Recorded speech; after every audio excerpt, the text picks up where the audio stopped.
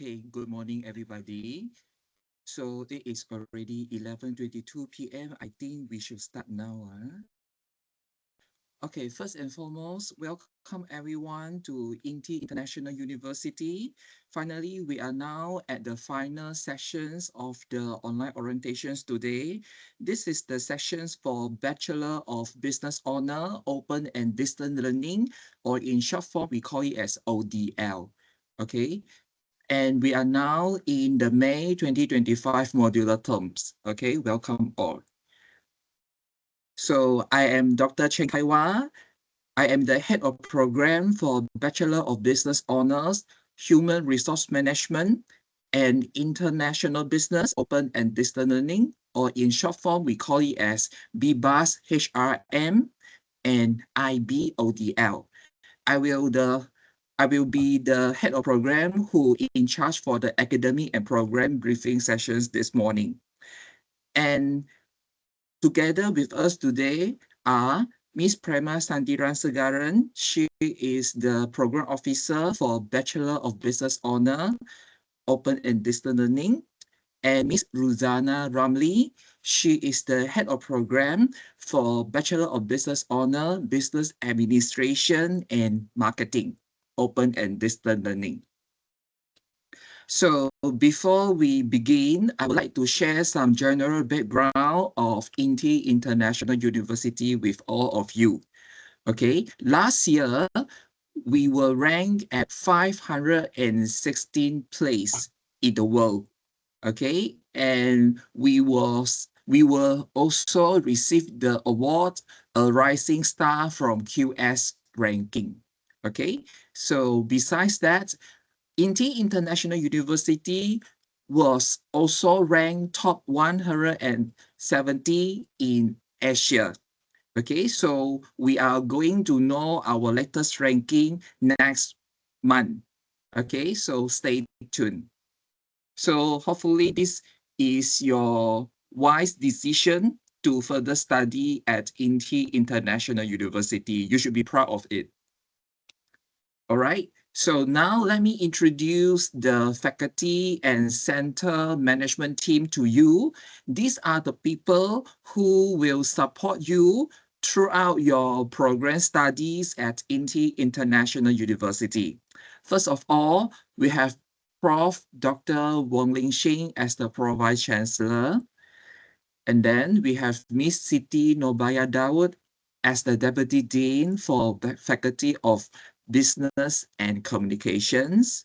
And then we have TS Mr. Muhammad Fakri Matsaat as the coordinator for Bachelor of Business Honor, Open and Distance Learning. And then I myself, Dr. Chen Kaiwa, as the head of program for Bachelor of Business Honor, Human Resource Management and International Business, Open and Distance Learning. And then we also have Ms. Ruzana Ramli as the head of program for Bachelor of Business Honor, Marketing and Business Administration, Open and Distance Learning. And then finally, we have Ms. Prema Santira Segaran as the program officer for Bachelor of Business Honor, Open and Distance Learning. Okay, so we are here to support you throughout your program studies at INTI International University. Okay, first and foremost, I believe all of you noticed that in your offer letter, there's a term called Open and Distance Learning. So what is Open and Distance Learning?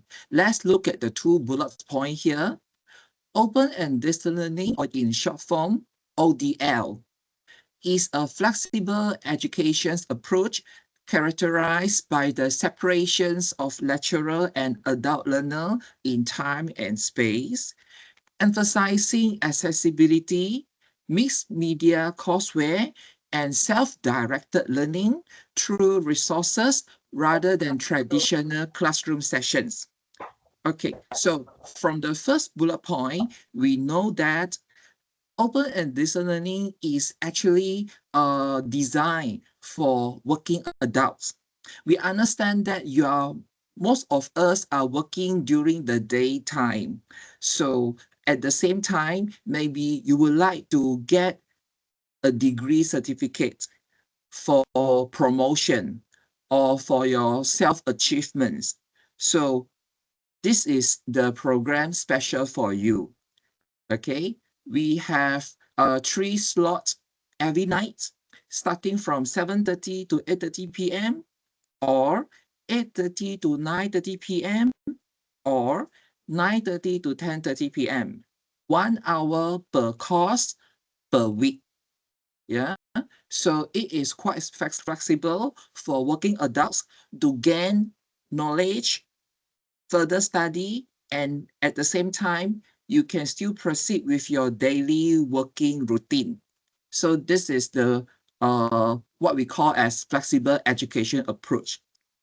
Okay, characterized by the separations of lecturer and adult learner in time and space, which means even though we are not meeting each other offline, okay, but we can still communicate because of the technology advancements nowadays. So we will conduct a weekly online consultation session, okay, through Microsoft Teams, okay, for the lecture part, discussions part, tutorial part. Same goes to your examinations, okay? Everything is online, okay? But the convocation is still physical, okay? And then self-directed learning. What is self-directed learning? Let's look at the sample here. This is one course outline that I captured from one of your course under the Bachelor of Business Honor program. Okay, so this is what we call as the course outline or course syllabus, or we call it as table 4. Okay, they are the same. Okay, so let's look at the sample example here. Okay, the one here refers to topic 1, okay, or week 1. And this is the topic of the course, okay? And then if you look at the right-hand side, right, there is a column called learning and teaching activities, okay? Under the ODL program, okay, the learning and teaching activities can be further divided into 2 parts, face-to-face and non-face-to-face. Okay, since we are ODL program, okay, so we will conduct the weekly virtual consultation session through online or technology mediated. Okay, and as you can see here, there's a 1 under the O column. The O here refer to online. That means you need to spend 1 hour per week per course to understand this topic together with your lecturer. So this is the meaning of 1 under the O column here. Okay, and let's look at the next column. Non-face-to-face, independent learning. Independent learning or non-face-to-face learning, right? It means you yourself, okay, is advised to spend 19 hour, 19 hour per week to understand this topic. Okay, so as you can see, the hour span for independent learning is more than the hour span for online learning every week, right? So this is also what I want to tell you in the second bullet point.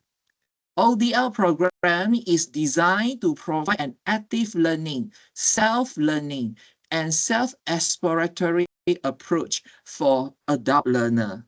Okay, so we will spend more time in terms of independent learning rather than online learning, because ODL program is supposed to develop you into a more matured adult learner. Okay, so according to MQA definition, okay, all the adult learner under the ODL program are supposed to be active learning. Okay, you are here to learn knowledge, to get certificate for your self-achievement, your self-development, or your promotion at your workplace. Okay, and since you are adult, okay, so we are expected that you have self-learning approach, okay, and self-exploratory spirit, which means you are supposed to go through all the teaching material on Canvas every week before you enter the virtual online consultation session.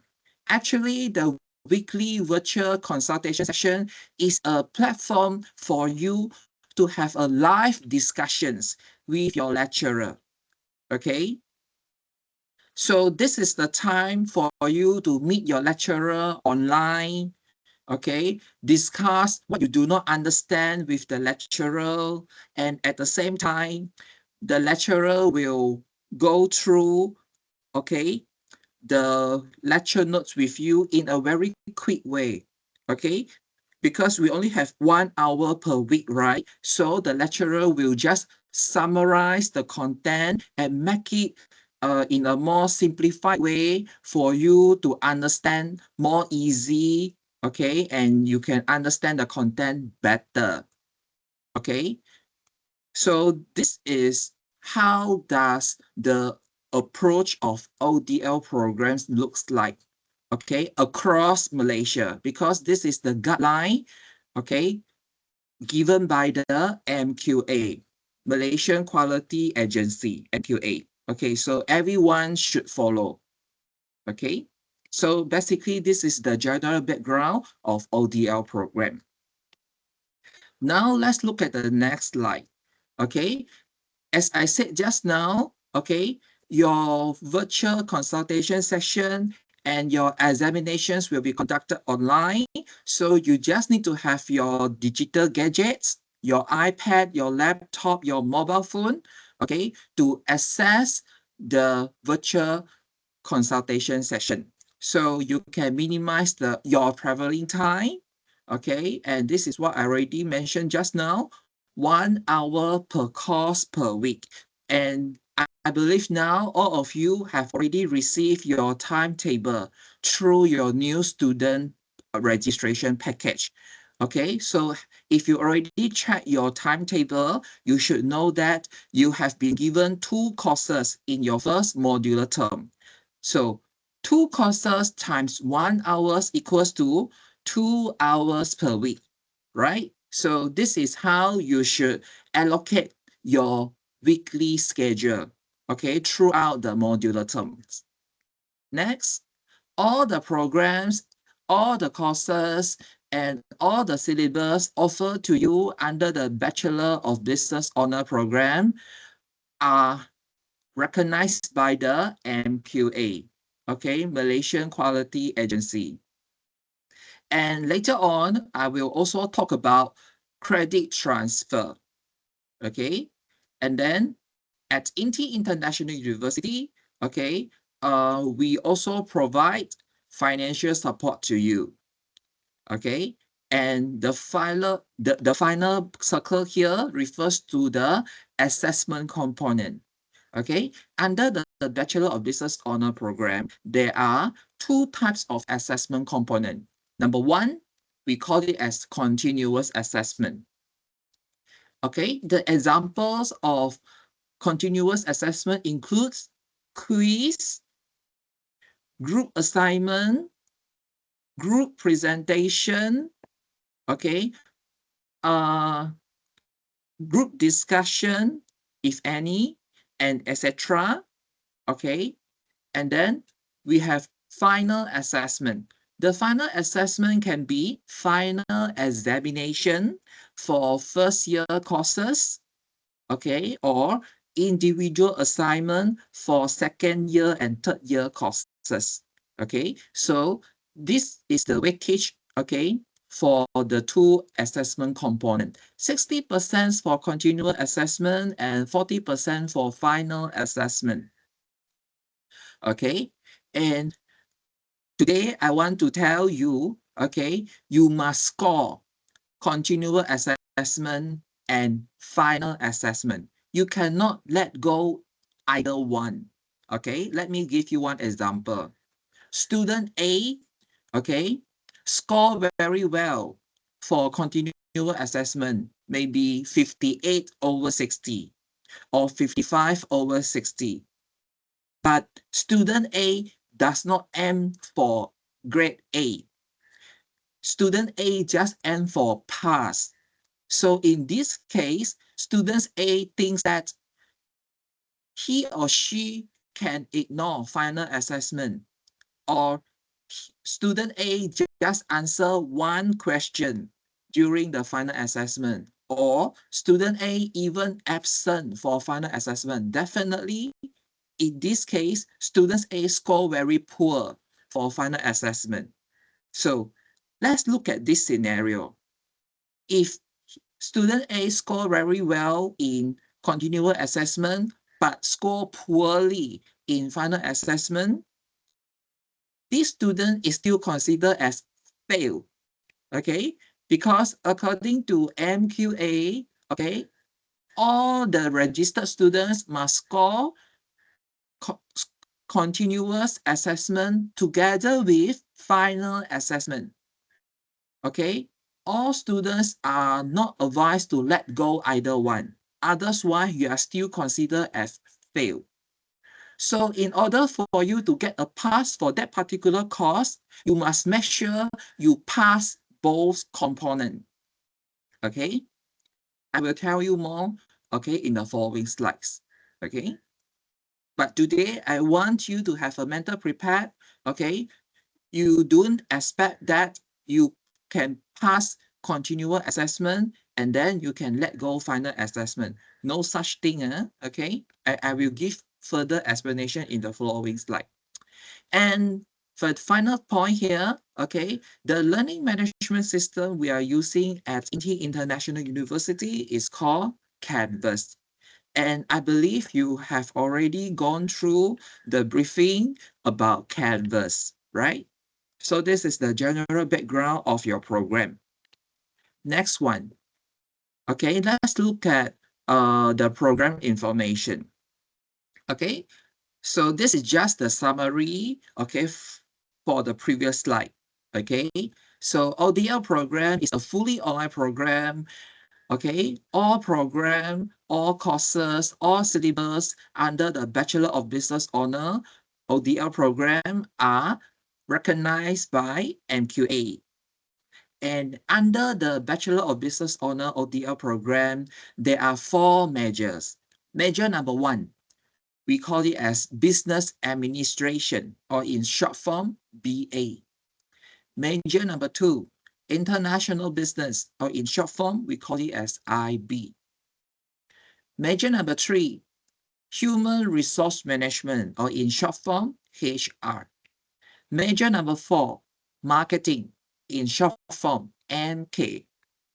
Why I emphasize the short form for you? This is because starting from your second modular term, which is August 2025 modular terms, you yourself has to complete the course registrations process. Okay, so during the course registrations process, okay, you should be able to register yourself under the correct section based on your major.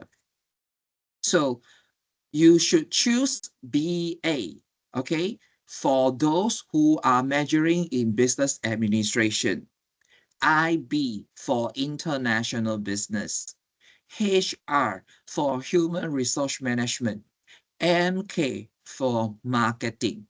Okay, so I hope everyone can remember the short form of your own major so that you will not register under the wrong section starting from your next modular terms onwards. Okay, and next one, you have 36 courses under the bachelor program, and all the 36 courses will contribute 124 credits hours to you, okay? And the minimum passing grade is 50 marks, okay? So you have to score at least 40% for continual assessment and at least 40% for final assessment, okay? And the total marks for continual assessment and final assessment should not less than 50 marks, okay? If you fulfill these benchmarks, okay, hopefully you can get a pass for the course, okay? Now let's look at the left-hand side of your screen. Okay, we have two types of study modes under the Bachelor of Business Honor or DL program. Number one, we call it as full-time study mode.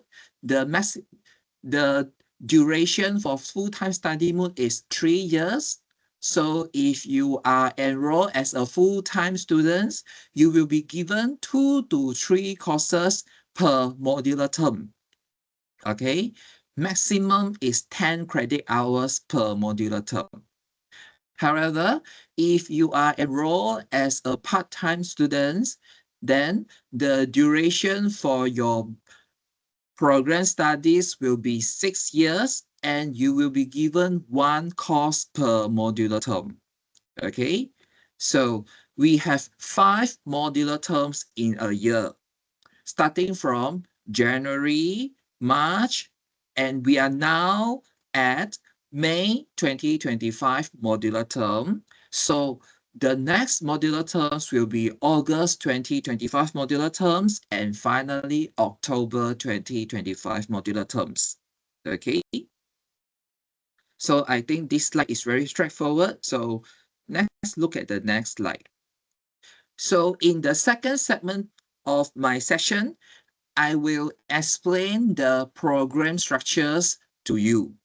Okay, among the 36 courses under the Bachelor of Business Honor or DL program, they can be further classified into Common Core, Compulsory Course or Mata Pelajaran Umum, Discipline Core, and finally Specialization Course.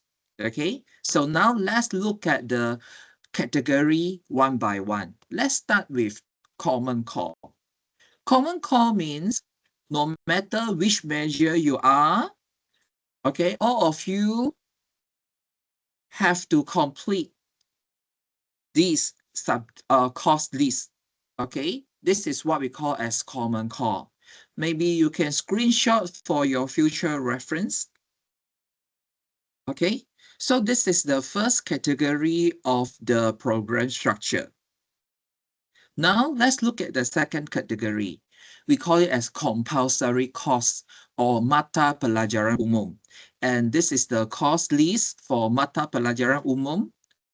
Okay, Mata Pelajaran Umum or compulsory course means no matter where you further studies, as long as you further studies at tertiary level in Malaysia, you have to complete this course list.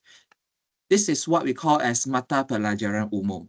Okay, maybe you can screenshot for your future reference. And I want to tell you, okay, maybe some of you are diploma holder. Maybe you have already completed some of the courses on your screen now. Okay.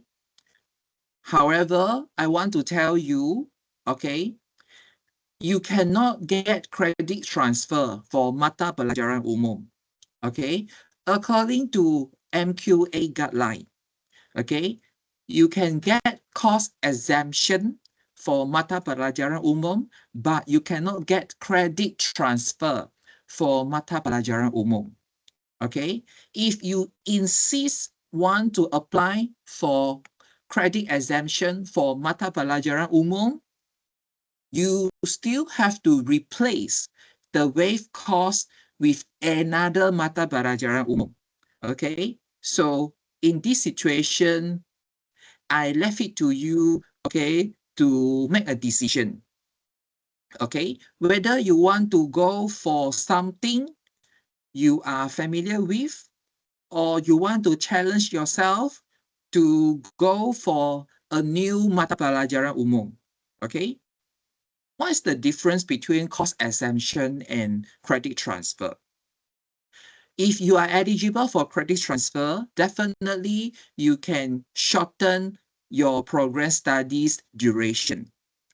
Okay, because you have already completed certain courses in your previous institution, right?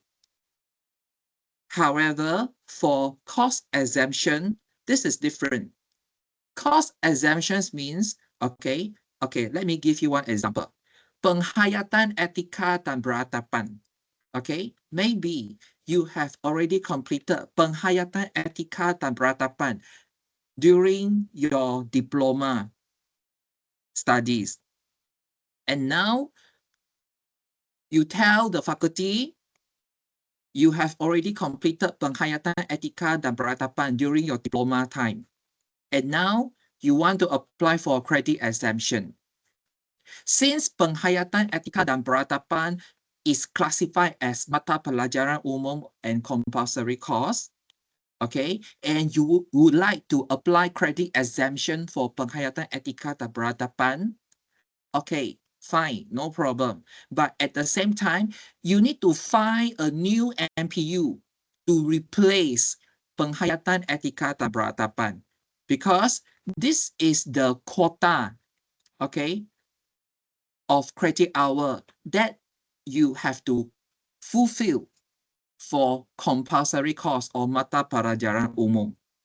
Okay, so in conclusion, if you would like to apply credit exemption for penghayatan etika dan beratapan, then you have to discuss with the faculty to register for another MPU course in order to replace penghayatan etika dan beratapan. Okay, so I will let you to decide. Okay, I do want to interfere your decision. Okay, I believe you are able to make a decision. What is the best choice for you? Okay, so this is the package, okay, of credit hour for mata pelajaran umum that you cannot amend no matter where you study across Malaysia. Okay, so this is what we call as compulsory course. And I hope everyone has already screenshot this slide, okay, for your future reference. This is the second category of your program structure. Now, let's look at category number 3 and category number 4. We call it as discipline core and specialization core. Okay, and for those who are majoring in business administration, okay, please take out your mobile phone, scan the QR code on your right-hand side, and download the program structure and keep it until you complete the bachelor programs at INTI International University. Okay. Later on, I will show you how to read the program structure. Okay, but first and foremost, for those who are majoring in business administration, please scan this QR code and download your own program structure. Okay, this is major number 1, business administration. Now let's move to major number 2, human resource management. Okay, same thing. Okay, please scan the QR code on your right-hand side and download the program structure if you are majoring in human resource management.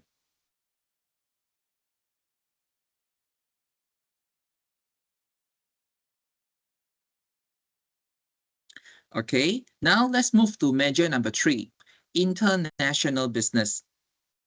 Okay, please scan the QR code and get ready with the document.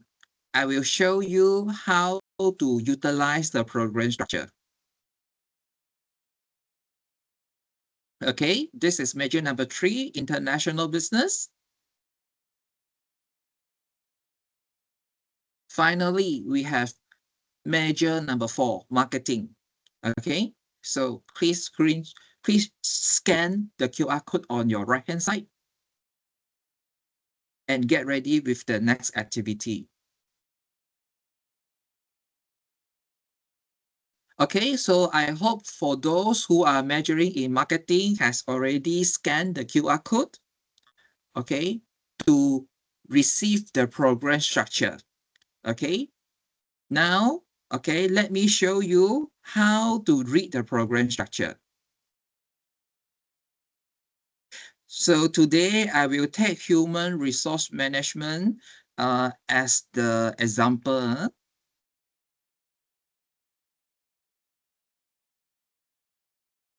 So after you scan the QR code just now, okay, you should be able to access this document. Okay, this is the program structure for Bachelor of Business Honor, Human Resource Management, Open and Distance Learning.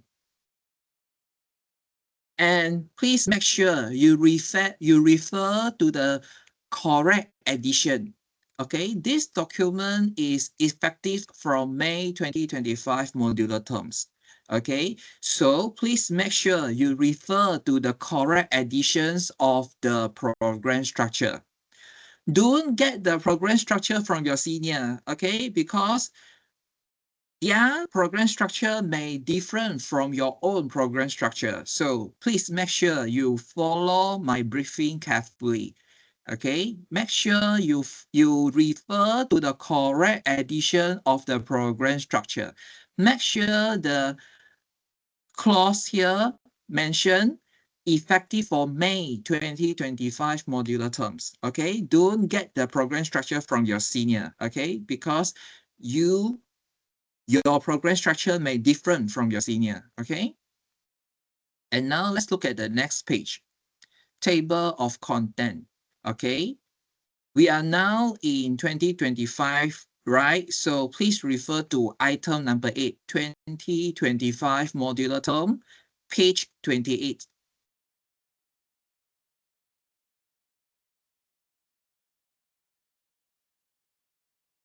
Okay, this is page 28. So you look at the title. Bachelor of Business Honor, Human Resource Management, Open and Distance Learning, 2025 modular terms. Okay, you are enrolled in 2025, right? So you are the cohort of 2025 modular terms. So you can refer the program structure, start from page 28 onwards. This is the study plan for everybody. Okay, so as you can see here, okay, the first table shows the study plan for year 1. The second table shows the study plan for year 2. This is the study plan for year 3. Okay, however, okay, during your next course registrations duration, okay, make sure you cross-check with the course enrollment email given by the faculty office, okay, because the sequence of the course here subject to change.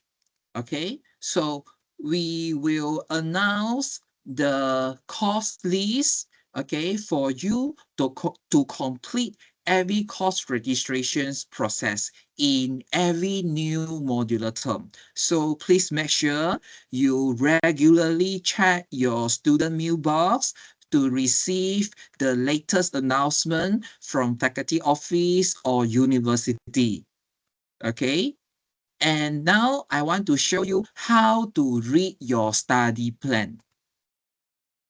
Okay, first and foremost, okay, we have course code, we have course name, we have credit hour, we have prerequisite, and then the final column is for your own remark. So whenever you pass certain course, you can put a tick here to indicates that you have already completed that particular course. So this is how we calculate your remaining courses under the Bachelor of Business Honor Program. And this is how we estimate how far you still have to go to complete your Bachelor program studies at INTI International University. And this is also the method that we use to calculate how many modular terms you left to complete your Bachelor program studies. So you yourself, okay, should aware of your commitment as a student, okay? You yourself should keep track with your own academic progress, not anybody else. This is your responsibility as a student to know, to understand, to keep track with your own academic progress. So this is why I share all the QR codes with you just now and ask you to keep this document until you finish your program studies at INTI International University. And at the end of every modular terms, once you have received your result slips from the Office of Examination, okay? And if you already passed certain course, you should make your own remark and keep it for your own record, okay? Let's say if you already passed entrepreneurship, at the end of this modular term, you should put a tick here in your own document for your own record. This is how you keep track with your academic progress. And I think this is your responsibility and you should not ask anybody else to do it for you. Okay? So this is how, okay, we utilize the final column here. Tick if pass. And what is prerequisite? As you can see here, okay, for example, BUS 2200E, business communication, okay, this course will contribute 3 credit hours to you. And as you can see here, prerequisites mention none. That means you are freely to register for BUS 2200E business communications without any terms and conditions. This is what we call as no prerequisite for BUS 2200E business communication. Let me give you another example.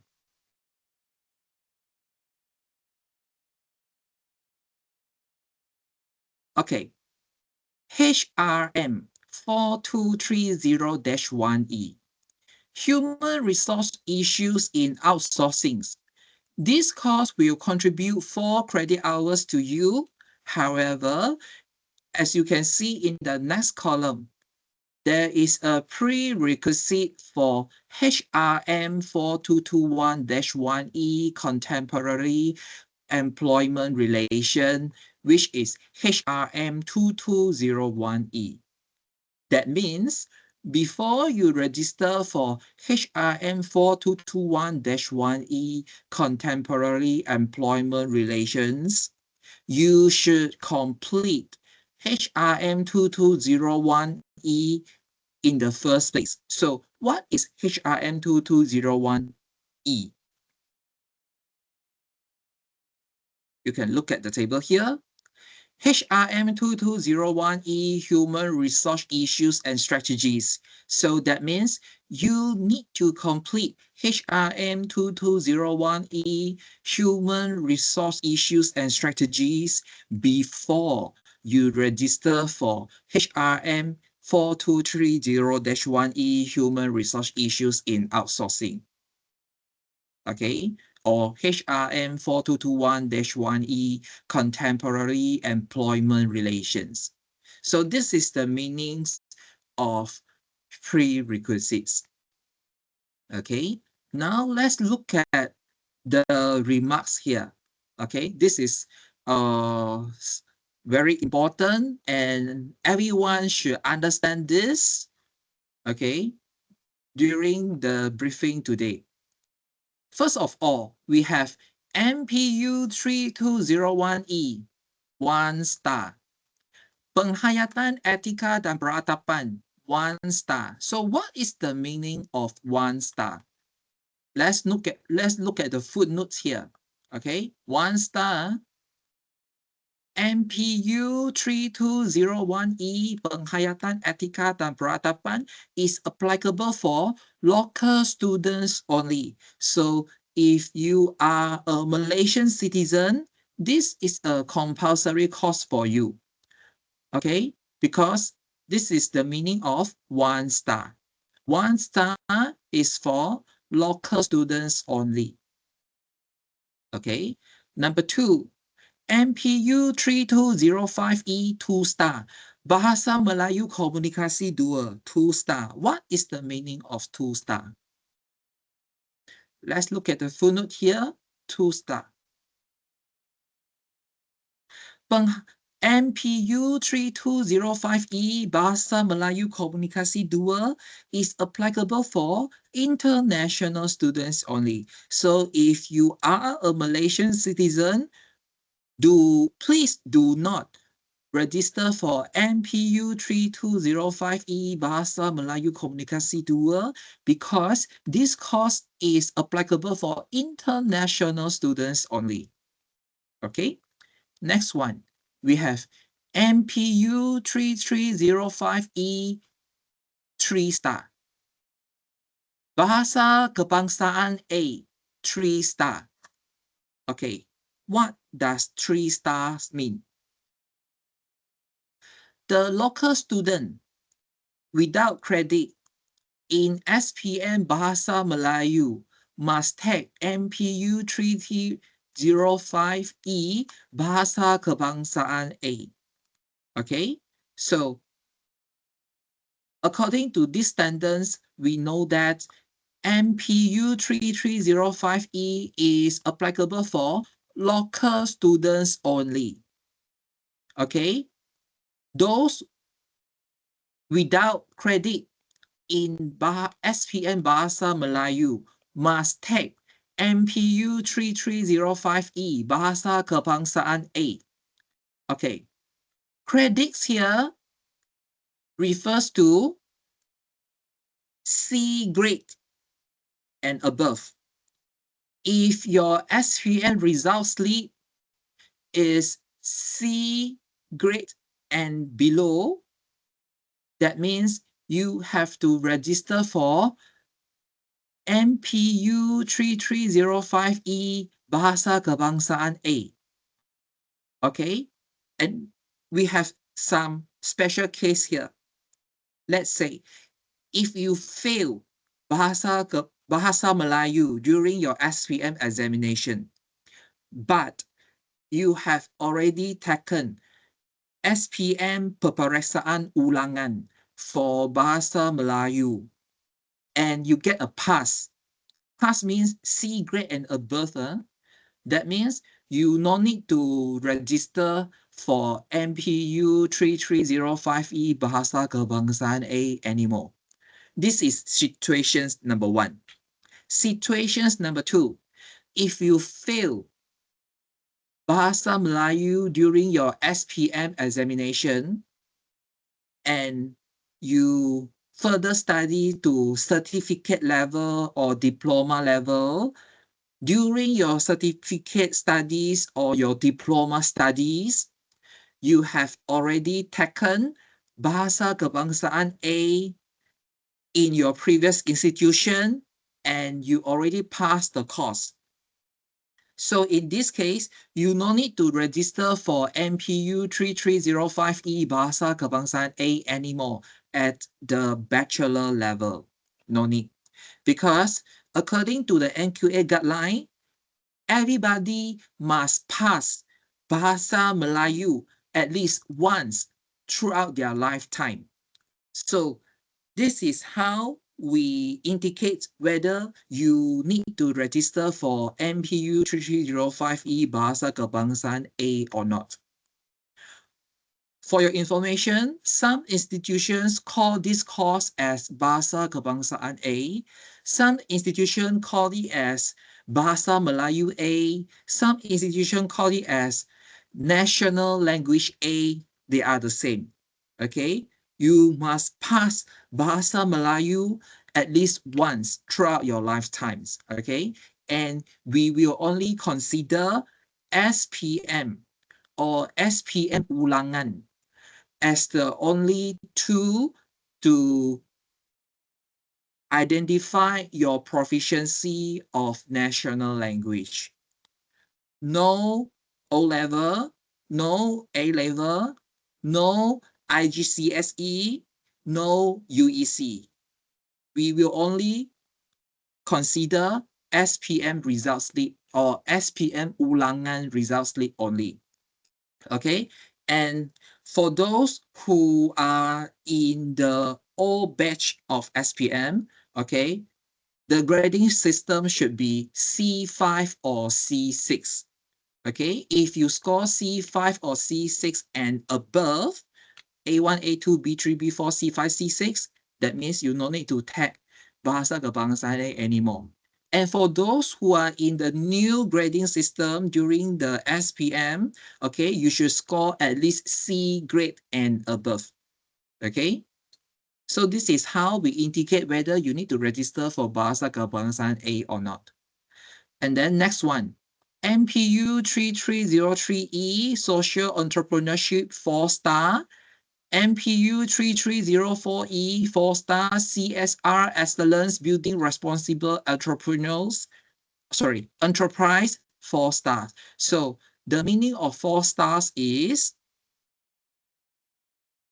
these two courses are not applicable to local students without credit in SPM Bahasa Melayu. Okay, so if you are an international student, you have to take this course. If you are a Malaysian citizen who passed Bahasa Melayu during SPM or SPM Ulangan, you have to take this course as well. However, as you can see here, there's a or here. That means you can choose either one. Okay, you no need to take both. Okay, so these are the meaning for 1-star, 2-star, 3-star, and 4-star. This is why I say this document is very important. Okay, please keep this document with you until you finish your bachelor program studies at INTI International University. Okay, now let's go back to the slide.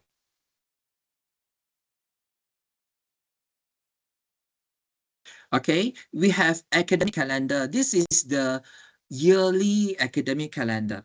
Okay, please screenshot for your reference.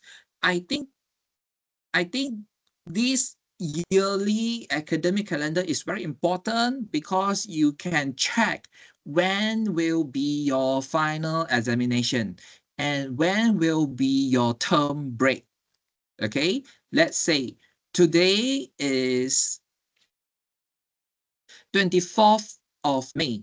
Yeah, so this is why we are here now for the online orientation.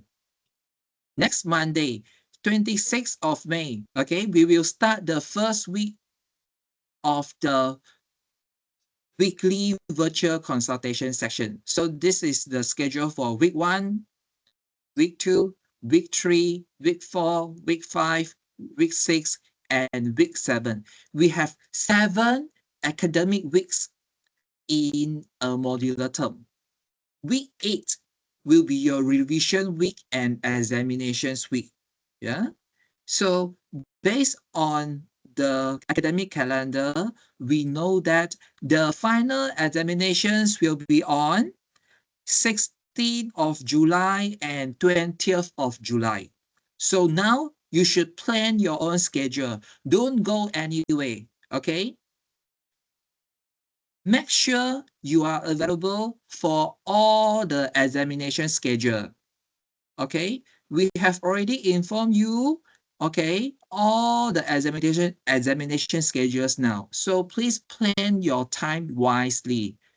Try your best to attend the final examination. I will advise you do not skip the final examinations. Otherwise, there is a tendency for you to prolong your bachelor studies duration.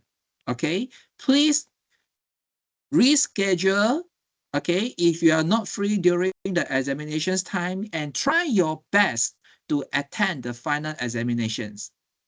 Okay, so I think this is very important. So you may screenshot this slide and keep it either in your laptop, iPad, or your mobile phone. Okay, and save this until the end of 2025. And for your information, you can also refer the academic calendar through the CCL website. Next one, what are the important dates in the May 2025 modular terms? So first of all, okay, we have week 1 and week 2. I will suggest you, okay, to complete the course registrations procedure and clear all your financial payment in the first 2 weeks of the May 2025 modular term. Please make it a habit. Settle down everything during the first 2 weeks of the modular term. Okay, if you want to add any cost, drop any cost, okay, please do it during week 1 and week 2. Okay, and clear all the payment letters by week 2. This is my advice. Okay, and starting from week 3, okay, if you still want to drop any courses, okay, you will only receive the 50% fee credit. Okay, and it will be credited into your student's account, not your personal banking account. Okay, so this is why I suggest you, if you want to do any amendment for your course registrations record, okay, please do it latest by the end of week 2. Okay, and then starting from week 5 onwards, if you still want to add any cost or drop any cost, you will not get any fee credit. Okay, this is why I say please settle down everything by the end of week 2. Okay, and if you insist want to drop or add any courses on week 6, the dropped cost will indicate a W grade in your transcript. Okay, I think this doesn't look nice in your transcript, so I will advise you, okay, do not do that. Okay, so this is from the perspective of academic. And what about the perspective of finance? First of all, okay, if you are unable to clear your tuition fee, okay, by week 3, okay, the finance office will give you the first alarm by blocking your Canvas account on 11th of June. If your Canvas account is blocked by the finance office, that means you cannot access the course material, you cannot submit your assignment, you cannot attend your weekly virtual consultation session, okay? You cannot open your Canvas, okay, to access everything, okay? If you are unable to clear your financial payment by before 11th of June, okay? And then if you still unable to clear your tuition fee before 25th of June, and then your name will be auto dropped from the registered course in 2025 in the May 2025 modular term. Okay, auto drop means your name will be removed from the class. Okay, so please make sure you clear everything, okay, by the end of week 2. Okay, and this is the duration for final examinations. Okay. Now, I would like to introduce 3 important websites to you. Okay, number 1, okay, we have CLC homepage. Okay, CLC stands for Continuing Learning Center. In short form, we call it as CLC. Okay, and if this is the URL for you to access the CLC homepage. At this moment, if you click this link, okay, this is the web page look like, Center for Continuing Learning. This is the previous name for CLC. We are now in the transition to upgrading the web page. Okay, so I just want to tell you, okay, we have a CLC homepage and all of us are under Continuing Learning Center, CLC. Okay, CLC in charge for all the ODL program at INTI International University. Okay, and you can get this URL in your new student registrations package, and I would suggest you to bookmark this link in your gadget, okay, to receive all the academic informations. Okay. Next one, we have online enrollment portal. This URL is also available in your new students registrations package. Okay, we will use this portal to register new courses, okay, download your timetable, clear your tuition fee payment. Okay, so you can save this bookmark, okay, for your future reference, because in your starting from your second modular terms, you need to complete the course registrations procedure on your own. Now you are newly enrolled students, so the officer has already completed the procedure for you. But starting from your second modular terms, you have to complete it on your own. Okay, so this is why I think these URLs is very important. Okay, you can either screenshot this or you can check the URL link, okay, through the CCL portal or your new students registrations package. Okay, and whenever it comes to the season to register for new courses for new modular term, the faculty office will release a course enrollment email to you. Okay, so whenever you receive the course enrollment email from the faculty's office, make sure you read and understand the content line by line. Okay, and as you can see here, there are some folders for different measure. Okay, so you can click the folder according to your measure. And if you are measuring in human resource management, after you click this folder, you will see something like this. So this is the course registration list for May 2025 modular terms. Okay, this is for your senior. Okay, starting from your next modular terms, which is August 2025 modular terms, you will also receive something like this.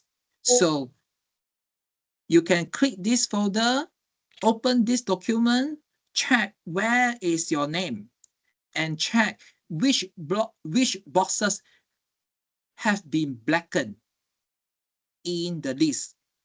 The blackened box refers to the courses that you need to register for the next modular terms. So you need to complete the course registrations procedure according to the course enrollment email only.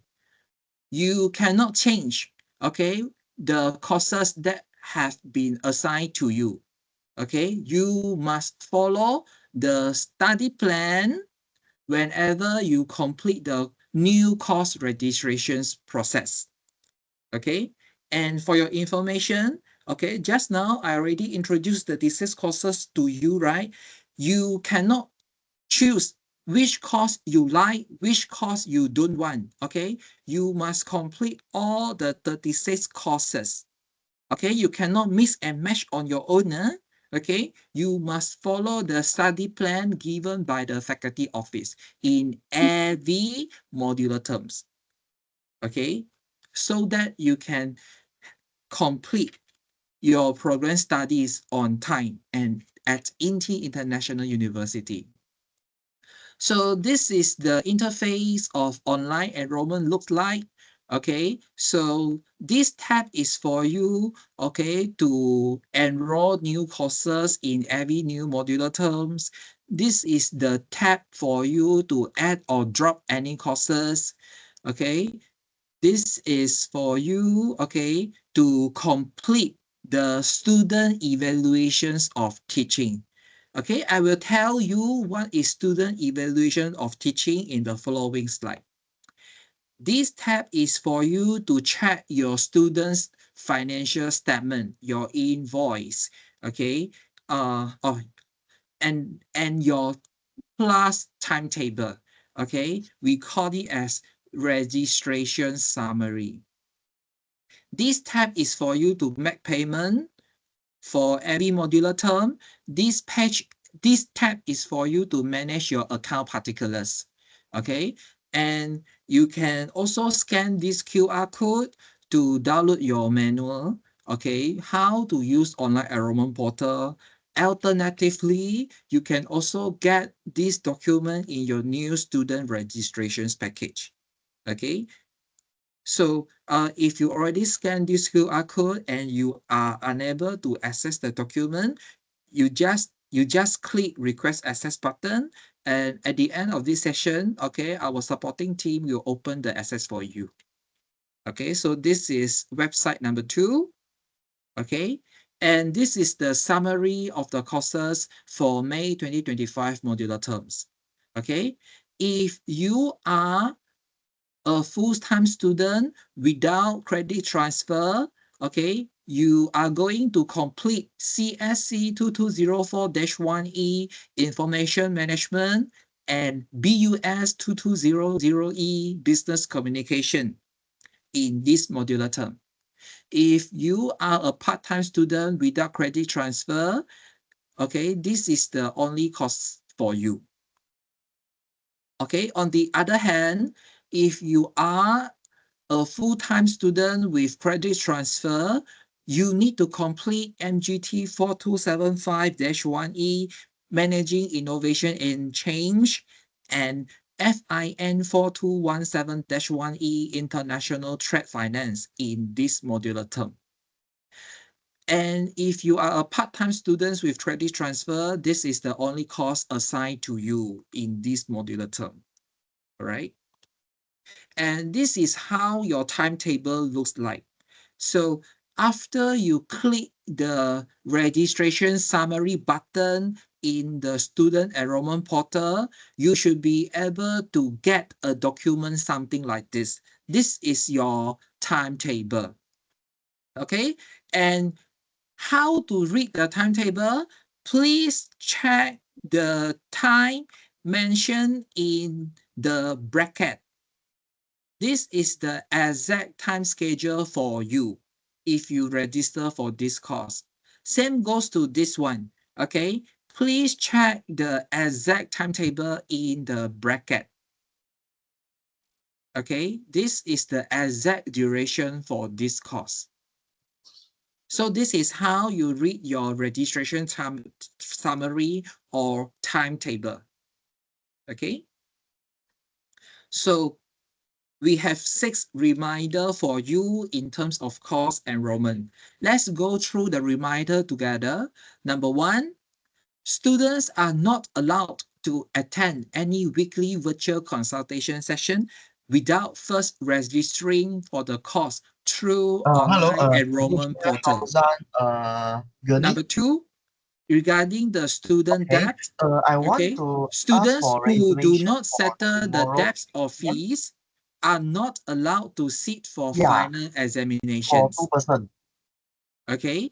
Number Yeah. three, My okay, name is course Jackson, enrollment Jackson. outside the stipulated enrollment period is not allowed. So this is why I say everyone, okay, please complete your course registrations process and clear all your tuition fees payment by the end of week 2. Okay. Number 4. Okay, the maximum credit hour assigned to you in every modular terms will be 10 credit hour. Okay, and then for final semester students, they are allowed to enroll more than 10 credit hours, but this is for final semester students only. Okay. Number 5, registration summary, okay, or the class timetable. Students need to double check the course registration summary once the course enrollment is completed. Finally, any implications related to course enrollment that do not follow the rules and periods set are students' own responsibilities. So please make sure you check your students' mailbox frequently, okay, and follow all the due dates given by the faculty office. Okay, so these are the 6 reminder for you, okay, in the context of course enrollment. And if you want to have a quick check on your fee structures, you can scan this QR code and click the request access button. Alternatively, you can also receive the fee structures in your new students registrations package through your students mailbox. Okay. Next one. Okay, I have 3 reminders in terms of the financial payment. Okay. Number 1, ladies and gentlemen, make sure all fees are paid accordingly. So this is why I share all the important schedule with you in the previous slide. Okay. Number 2, students in debt will be auto-dropped from the initial course enrollment. And the due date, okay, for May 2025 modular terms will be 25th of June 2025. Okay, for more information, okay, you can check the previous slide that I have shared with you just now.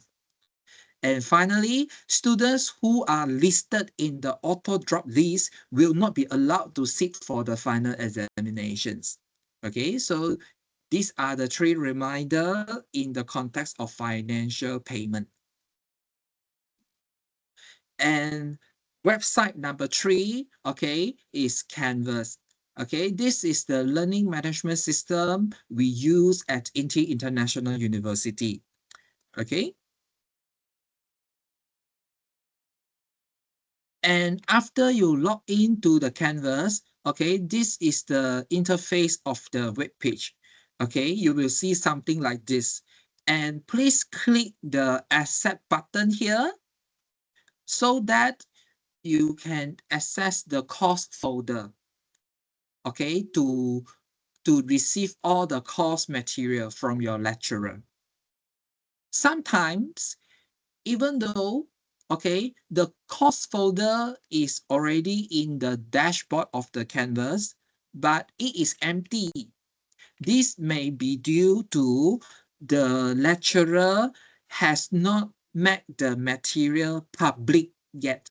So in this case, if you are unable to trace the course folder or the course folder is empty, please directly communicate with the lecturer, okay, for assistance. Okay. And just want to tell you the manual to navigate the Canvas is already available in your new student registration package. Okay, so please check your student's mailbox to get the manual. And this is the procedure, okay, if you are unable to access Canvas account, okay, or your Canvas is being blocked by finance office, okay, please go through this procedure to unblock your Canvas account. Okay, so maybe you can screenshot this slide, okay, for your future reference. Okay. So this is the procedure that you have to go through if you are unable to open your Canvas.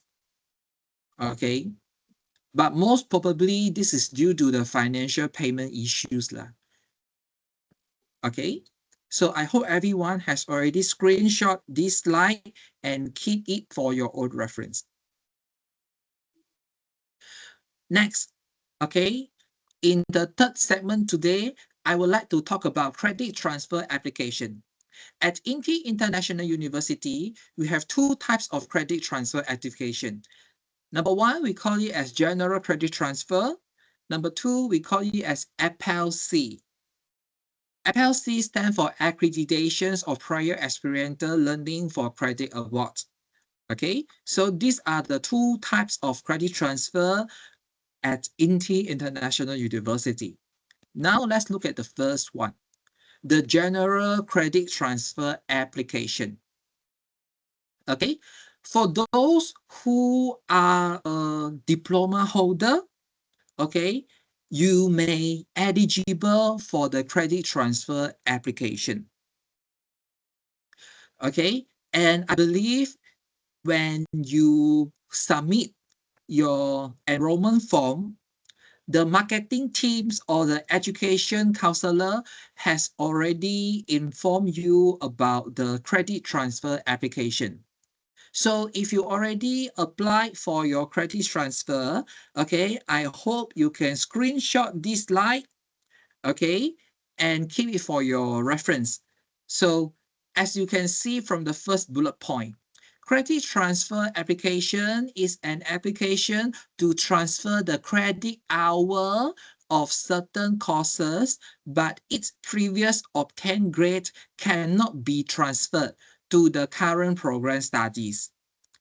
And all the credit transfer application is based on course mapping basis, which means we have to check the syllabus between your previous institution and INTI International University. If the course mapping for the particular courses can fulfill the criteria here, then only you can get the credit transfer for the particular course. Okay, and this is the general information of the credit transfer applications lah. I mean the final point. Normally, this is applicable for diploma holder only. Okay. So I want to tell you, this process takes times. And this is not an easy process. It is not like you submit your applications today and you will receive the result next week. No such thing, okay? Because the reviewing process must go through a series of meetings, okay? And it takes time. So if you are enrolled in May 2025 modular terms, right, hopefully you will get your credit transfer results by the end of 2025. Okay? And if you already submitted your credit transfer applications to the marketing team, okay, or the education counselor, okay, you will receive a table like this. But I want to tell you, this table, okay, is the summary of your credit transfer application. Okay, if you receive this table, it means your credit transfer is still at the application state. Okay, the status of your credit transfer is still pending, okay?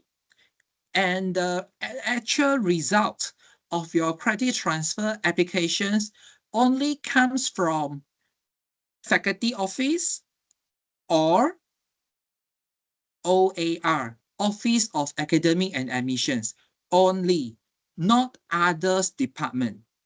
Okay, so if you want to follow up the status of your credit transfer application, or you want to ask the actual results of your credit transfer application, please ask faculty office directly. Okay, and at the and if you already received the credit transfer application actual results, the OAR office will send an official email to you. Okay, please listen carefully, everybody. If you already submitted your credit transfer application, you will receive a summary table like this. But this summary table, okay, only tells you your credit transfer application is still at the application stage. This is number one. It is still in the application state only. This is the first thing you must know about your credit transfer application. Second thing, if you want to follow up the status of your credit transfer application, please directly ask the faculty office, okay, or your head of program or your program officer, okay, not anybody else. Please make it clear. Number three, if the application of your credit transfer has been approved through a series of meetings, OAR will send an official email to you. Okay, so now I already tell you three important things about your credit transfer application. So I hope that you know where or who you should refer to, okay, to get the correct source so that you are not confused. You will not get the misleading information from those who are not the actual authorized person in this matter. Please bear it in mind. And I believe, okay, if you receive this table, there is a clause on the top of the table. At the same time, there is a big watermark across the table. Please read the watermark. Subject to approval from the University Academic Equivalency Portfolio Committee, UAEPC. So that means the approval of your credit transfer application must pass through the UAEPC meeting only, not anybody else, not others unrelevant departments. So please make sure you get the reliable information from the correct department. Please bear it in mind. Okay? This is the first type of credit transfer at INTI International University. And type number two, we call it as FLC. FLC stands for Accreditation of Prior Experiential Learning for Credits Awards. Basically, this type of credit transfer application, okay, FLC, it is actually an assessment. Okay, you can apply FLC assessment starting from your second modular terms onwards. Okay, and if you are interested to apply for FLC assessment, okay, you can scan this QR code on the right hand side of your screen for further information. And at the same time, okay, you can screenshot this slide, okay, to have your self-reading to understand what is FLC. Basically, FLC is for working adults. Okay, let's say you are working as a human resource management manager, okay, and you would like to try the FLC assessment to see whether you can waive certain courses under your bachelor program studies. Yes, you may apply FLC assessment starting from your second modular terms. And when you are submitting the supporting document for your FLC assessment, okay, you need to provide a detailed resume which indicates your full name, your working place, okay, what is your company name, what is your position, what is your department, what is your job description for the position, okay, and you need to hold the position for at least 5 years. Okay, so if you fulfill all these criteria, you may eligible for FLC assessment. Okay, but this is only applicable for those who are second modular terms onwards. Okay, so if you are interested in FLC assessment, okay, you can scan this QR code, okay, or screenshot this slide, okay, for your self-reading. Now, okay, I would like to talk about the assessment structure. Okay, we have two types of assessment structure. Number one, the courses comes with 100% coursework. And number two, the courses with final examinations. As you can see from your screen now, okay, we have two assessment component. Okay, for continuous assessment component, there are quiz 20%, group assignment 40%. Okay, these are the example for continuous assessment. And then we have final assessment. Either it is an individual assignment if the course comes with 100% coursework, 40%, or a final examination for the course comes with final examination. The weightage for the final assessment is 40 marks. Okay? So these are the two types of assessment structure at INTI International University. And then this is the grade and grade point for the 36 courses. Okay, so now you can see the grade distribution from A plus to F grade. Okay, and then the passing line at INTI International University is 50 marks. So if you score less than 50 marks, you are considered as failed. Okay, C minus, D, and F grade. And of course, you have to repeat or retake the course until you pass. Okay, so there are two possibilities. Either you get a RP grade or RF grade. RP stand for receipt pass. RF stand for receipt fail. So these are the two possibilities if you retake the final assessment or continual assessment. Okay, and sometimes, okay, you will receive X grade.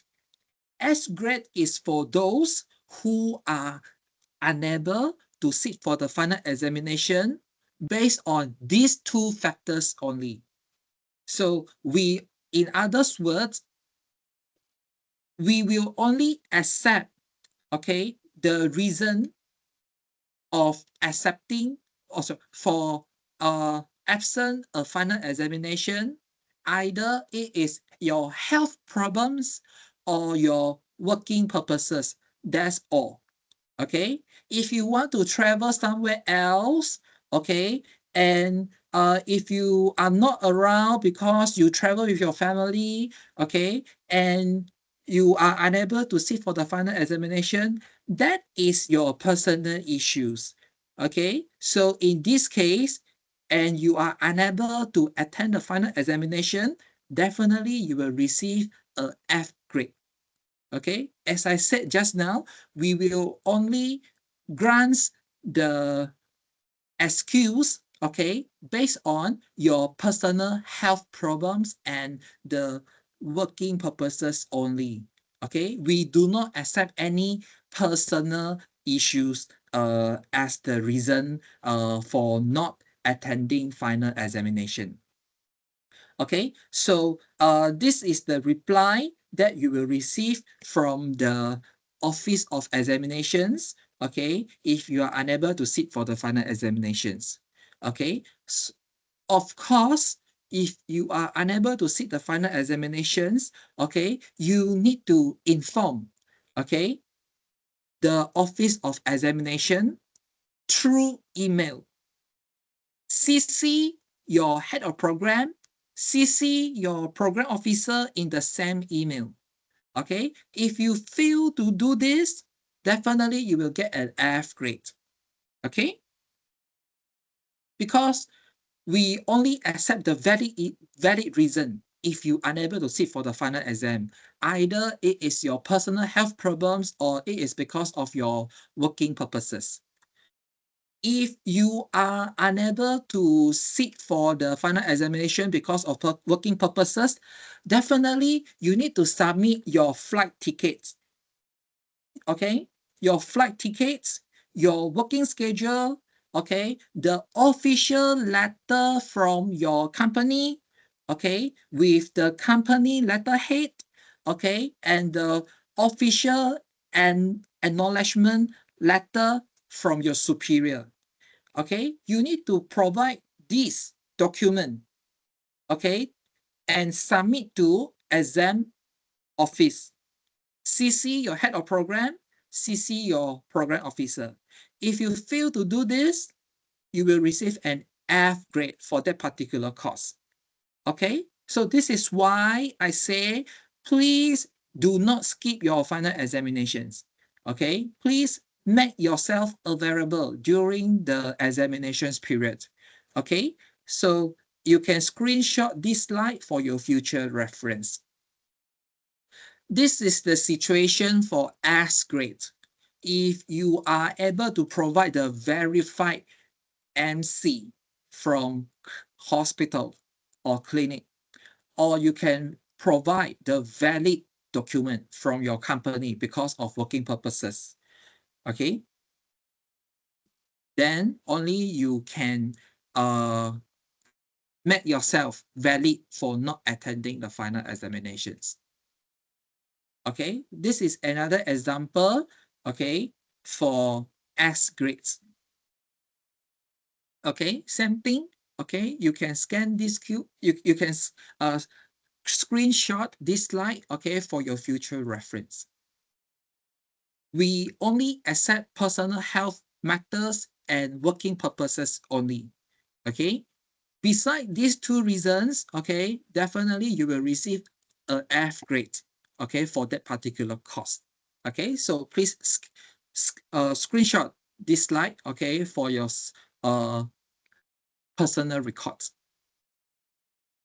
Okay, and this is what I mentioned just now. Okay, you need to prepare a proper documentation, CC to the Office of Examination. The officer is Chandra, Miss Chandra Ramaya. Okay, CC your head of program, CC your program officer. This is the proper documentation that you have to provide, okay, through email if you are unable to sit for the final examinations. And C grade, C minus grade. C minus grade refer to 45 to 49 marks. Okay, so you will receive a C minus grade. So if you receive a C minus grade, that means you have to retake the poor performance components. Okay, so you can screenshot, okay, this slide, okay, for your self-reference, so that in the future, if you accidentally receive a C minus grade, you know what happened. Okay, I think this is your responsibility. This is your commitment as a student, okay, to understand your academic performance, okay? So this is why I share this slide with you today so that you understand, you are aware of what is going to happen if you receive C minus grade, F grade, or S grade through your result slips. Okay, I hope everyone has already screenshot this slide, okay, for your record. Okay, and D grades and F grades, it refers to 0 marks to 44 marks. Okay, definitely if you receive D grade and F grade, you have to repeat the course. Okay, starting from week 1 until week 8, you have to repeat the course if you receive D grade of F grade. So as a conclusion for your assessment component briefing, let's look at the green box here. This is extremely important for everybody. Let's look at the green box here. A student would be said to have passed the course if the student passes both the continual assessment with at least 40 marks and final assessment component with at least 40 marks and achieves a minimum of 50% for the overall marks, then only you are eligible as pass the course. Okay, so please bear it in mind. Okay, this is how we indicate you whether you pass or fail a course. Okay, so please bear in mind, this is very important. Okay, and what about the status of your students? Okay, your student status at INTI International University, okay, shall be determined based on your CGPA and your student status in the previous modular terms.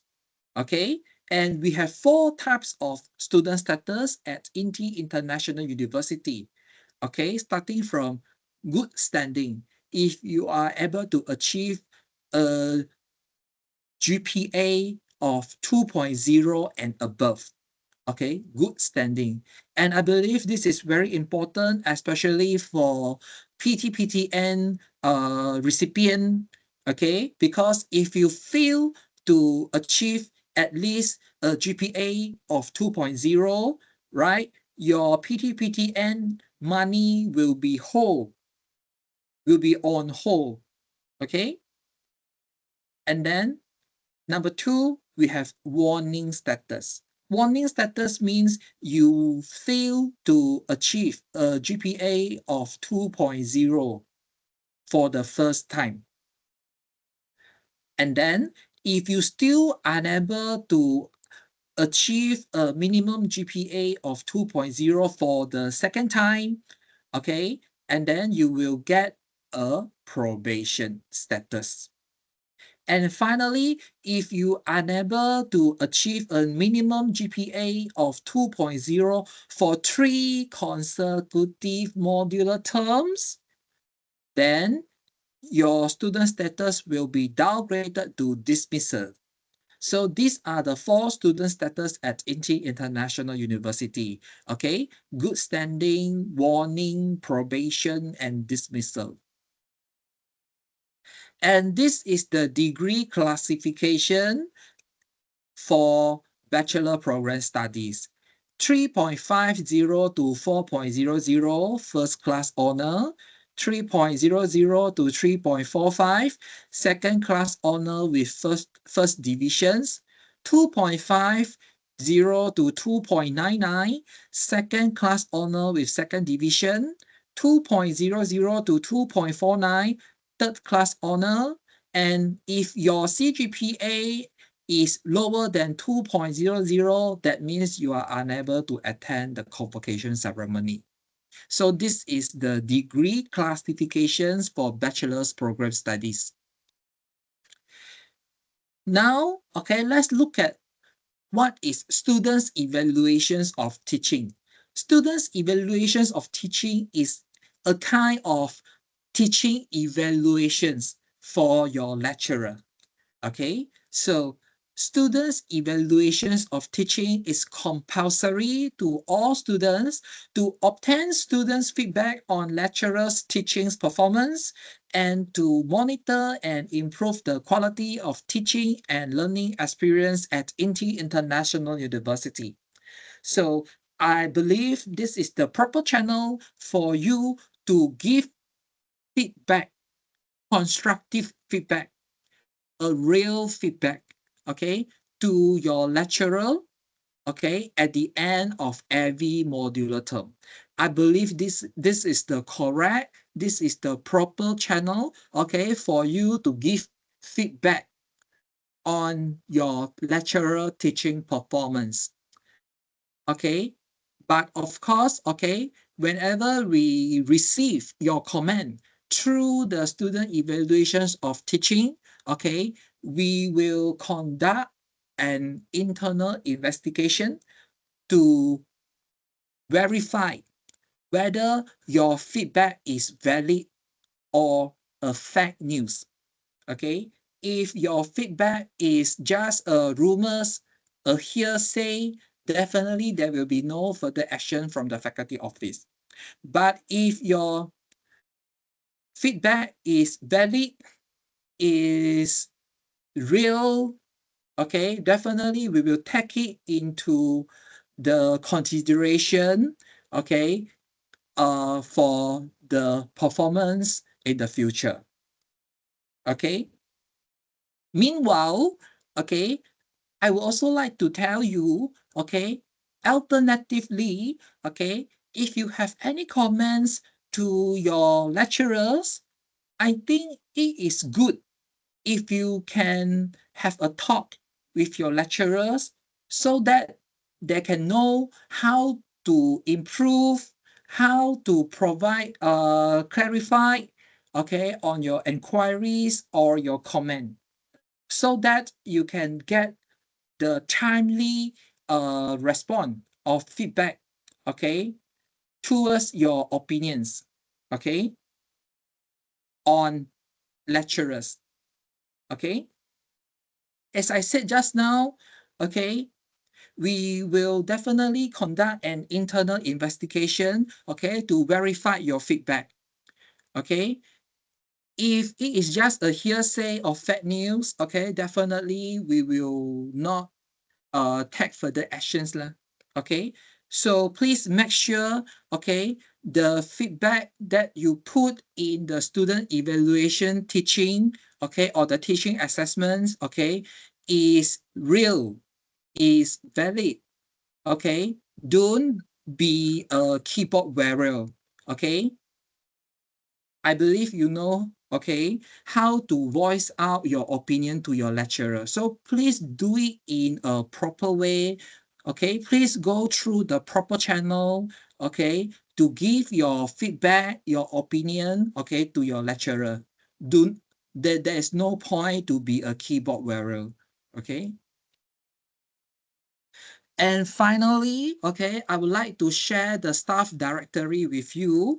Okay, as I said just now, okay, if you would like to get a reliable feedback, if you would like to get a correct feedback, if you would like to get a rational feedback, okay, and updated feedback, please make sure you voice or ask your inquiry to the correct department. Okay, for example, if you would like to ask about your tuition fees payment status or the refunds matter, please ask directly to finance office. Okay, but not office of examination or office of admissions and record. Make sure you ask your inquiry to the correct office, to the correct department.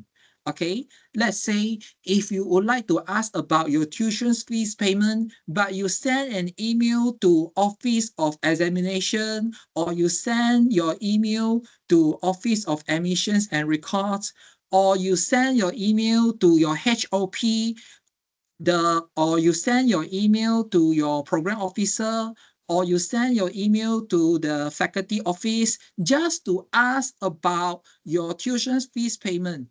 Definitely, we do not know because we are not the officer in the finance office.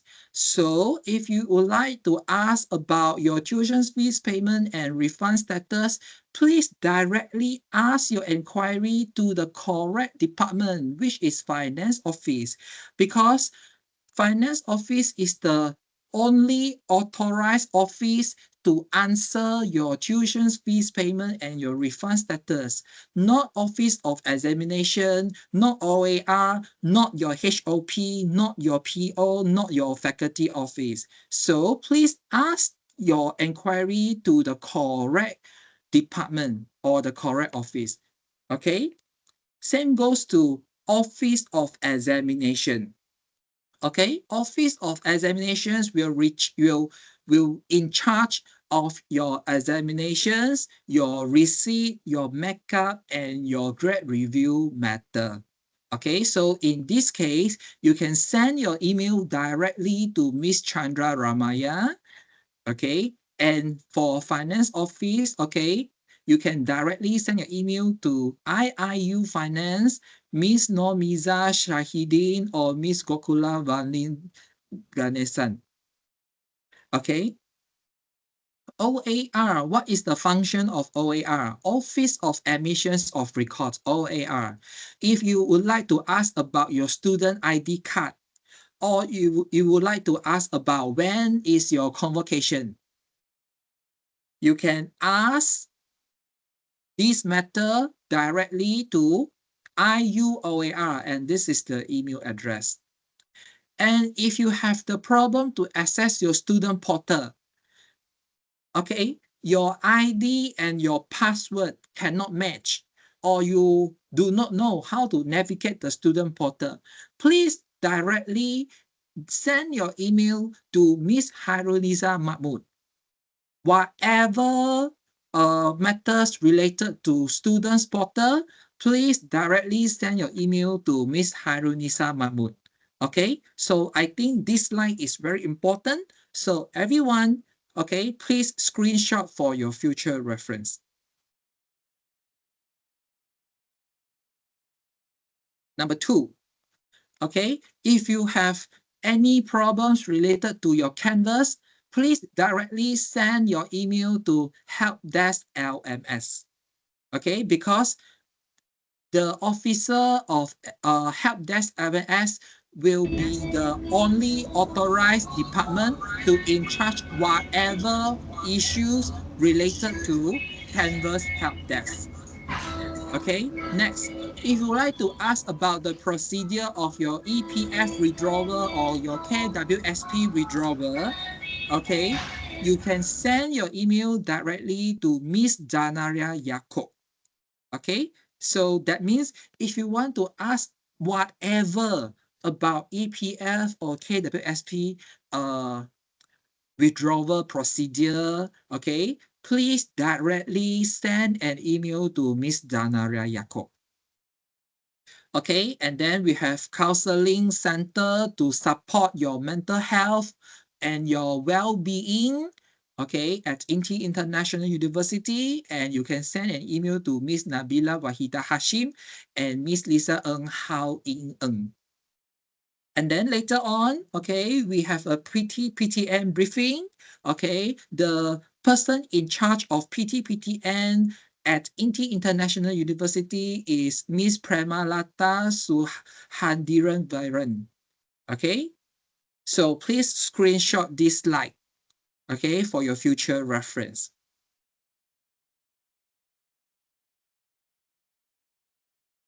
Next one, we have Appel C. Okay, so if you would like to apply for FLC assessment starting from your second modular term, okay, you can send your email directly to Miss Siti Mastura Muhammad Yunus. And finally, if you are unable to access your student mailbox or your student email address and your password mismatch, okay, so whatever issue related to students mailbox, please directly send your email to help desk general IT. Okay, so there are 3 pages in total for staff directory. Starting from this one, this is page number 1. Please screenshot. This is page number 1 for staff directory. This is page 2 for staff directory. Please screenshot. This is page number 3 for staff directory. Please screenshot. So now I assume everyone in this room has already screenshot all the information that I asked you to screenshot just now. Okay, so just a wrap up. Okay, if you would like to get a timely response, definitely you must ensure that you ask your inquiry to the correct or authorized department. Okay, not everything comes to not not everything goes to HOP, not everything goes to faculty office, not everything goes to your program officer. Okay, this is a big wrong. Okay, you should know that your faculty office, your head of program, or your program officer only in charge of your academic matter only.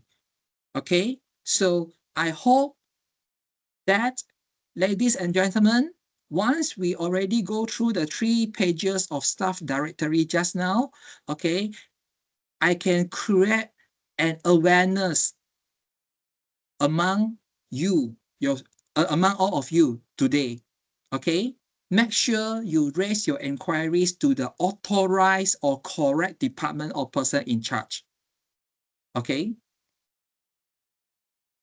I think that's all for staff directory. And you may also screenshot these for your future reference. So basically, this is for those who are about completing their bachelor studies. You may want to request your transcript or completion letter, okay? Or if you would like to request for EPF letter, okay, you can use these 2 QR code as you can see on your screen now. So I think you may screenshot this for your future reference. Okay. And this is something you need to go through. Okay. If you would like to change your study mood from full-time to part-time, okay, this is the procedure you have to go through. So this is so now I will share some general academic governance mechanism with you. Okay, so this slide is for those who wish to change their study mood from full-time to part-time or part-time to full-time. Okay, so this is the procedure you have to go through. Okay, I hope everyone has already screenshot this slide for your own record. Next, okay, if you would like to apply for premature withdrawal, this is the procedure you have to go through. Premature withdrawals means you are unable to commit halfway of your program study, and then you feel like to stop. You feel like to withdraw from the bachelor program study. This is the procedure you have to go through. But of course, I do not encourage you to stop your bachelor programs halfway, because I think that it is a kind of wasting time. Once you already started the studies, right, you should continue the journey until the final modular terms. Otherwise, I think you are just wasting your time. Okay, so this is what we call as premature withdrawal. So I want to emphasize that I do not encourage you to apply for a premature withdrawal. I just want to let you know that in the future, if you really want to apply for premature withdrawal, this is the procedure that you have to go through. Okay? And of course, deferment. Deferment means you need to you would like to apply for a temporary pause in your bachelor program studies. So you may want to apply for deferment. But of course, okay, if you apply for deferment in any other modular terms, that means there is a high tendency for you to prolong your study duration. So this is why I don't encourage you, okay, to apply for deferment because I think this is a kind of wasting time. Okay, and this is ODL program, this is online program. So I think this is not difficult for you to commit because you just need to attend 1 hour per course per week, okay? And you have a very big portion of flexibility, okay, to go through your course material using your free time. Remember the slide that I shared with you at the beginning of the session? So I don't think ODL program is difficult. Okay. So of course I not encourage you to apply for deferment. Okay. I think the key matter is time management and self-discipline. Okay. If you manage to have a good discipline and you can manage your time well, I think deferment process is not relevant to you. Okay. And of course, if you would like to add or drop any courses, okay, you can open your enrollment portal, look for the add drop tab, okay, and do your add drop courses procedure here. Okay, add drop courses can be done through your student enrollment portal. Okay. Next one, okay? If you have any classroom matter, okay, or course matter, or you do not know how to access your weekly virtual consultation recording, or you cannot understand certain topics of the course, or you do not have a team member for your group assignment, or you are unable to form your own team for group assignment. So in this case, please directly communicate with your lecturer, okay? Because the respective course lecturer is the only authorized person who in charge for your classroom matter, your course matter, your group assignments matter. And I believe our lecturers are helpful. They are professional. So if you have any inquiries about your group assignment, your lecture notes, your weekly video consultations recording, or you do not know how to trace the course folder in your Canvas, please directly communicate with your course lecturer. If you ask your HOP, if you ask your program officer, they do not know because your head of program, your program officer are not the one who conduct the class. Okay, so in this matter, you should directly communicate or contact your respective course lecturer. Okay, ladies and gentlemen, I hope you can understand this. Okay, head of program or your program officer or the faculty office is not the one who conduct the weekly virtual consultation with you. So in this case, I think you should directly communicate with your respective course lecturer. Okay.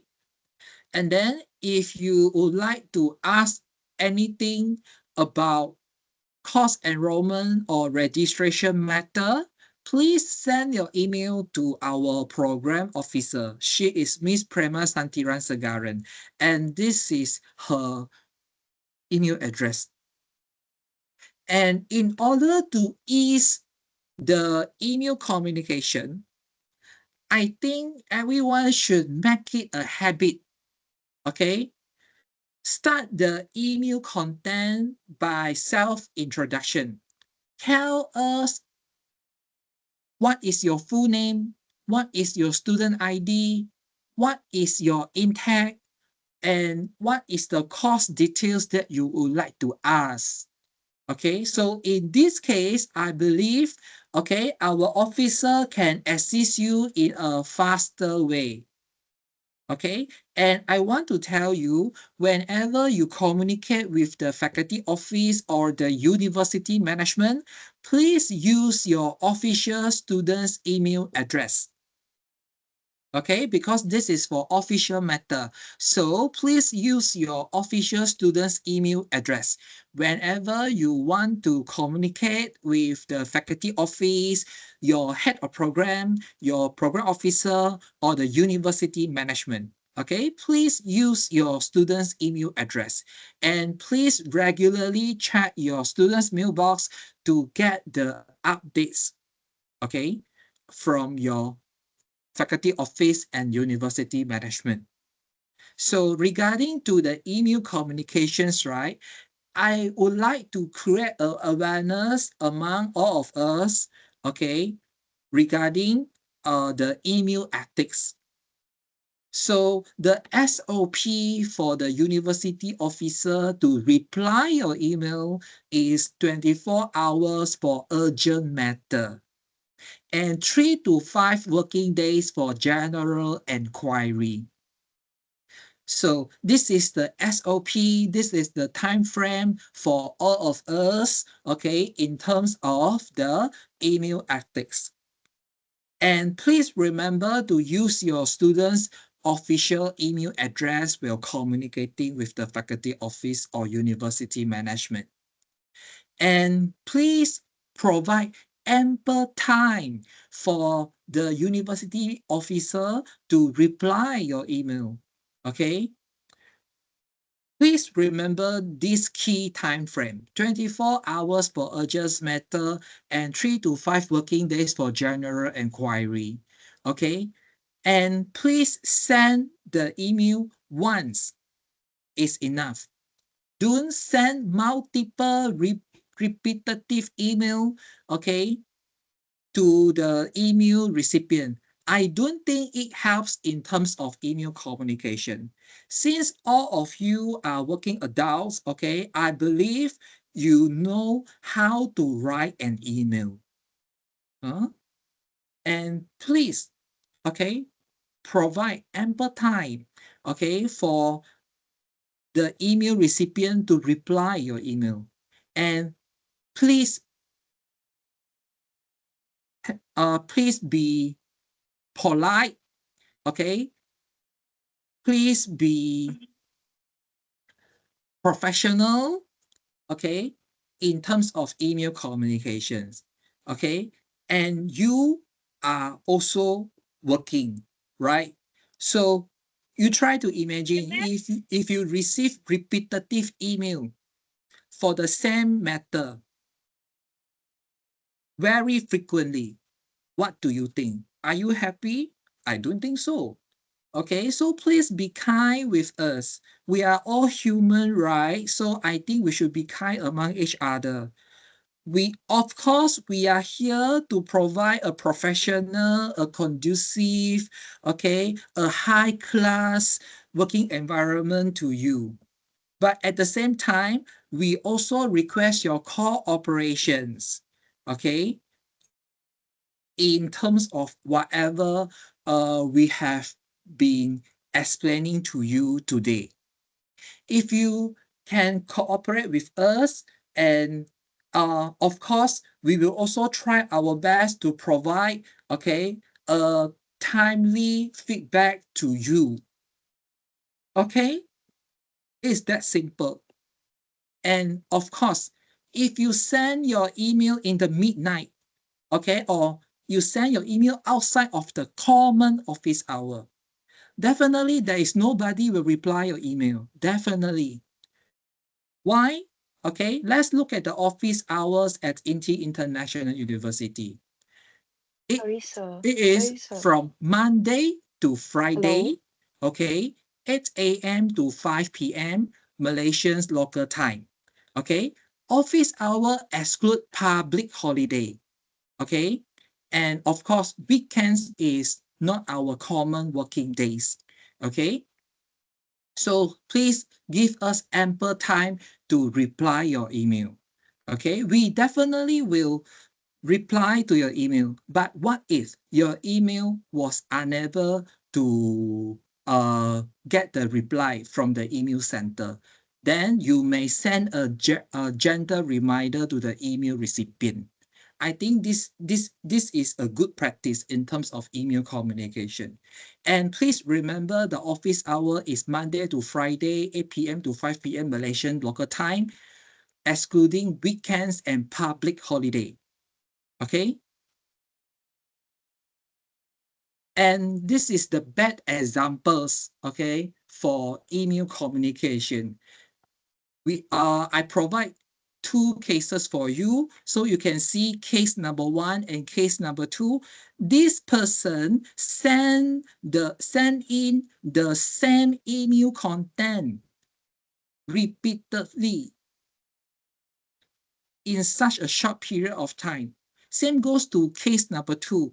This person also sent in the same email content repeatedly. Do you think this will fasten your email communication? No, definitely no. However, this is the another way around.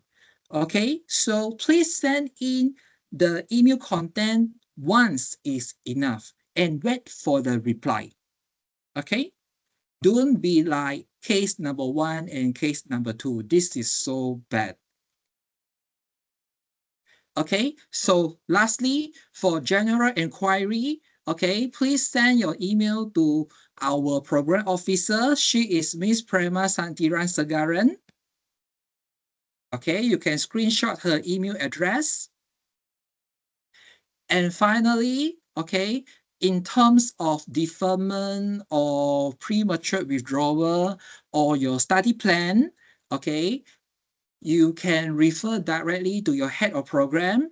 Okay, Bachelor for Business Honor, Marketing and Business Administration, Open and Distance Learning.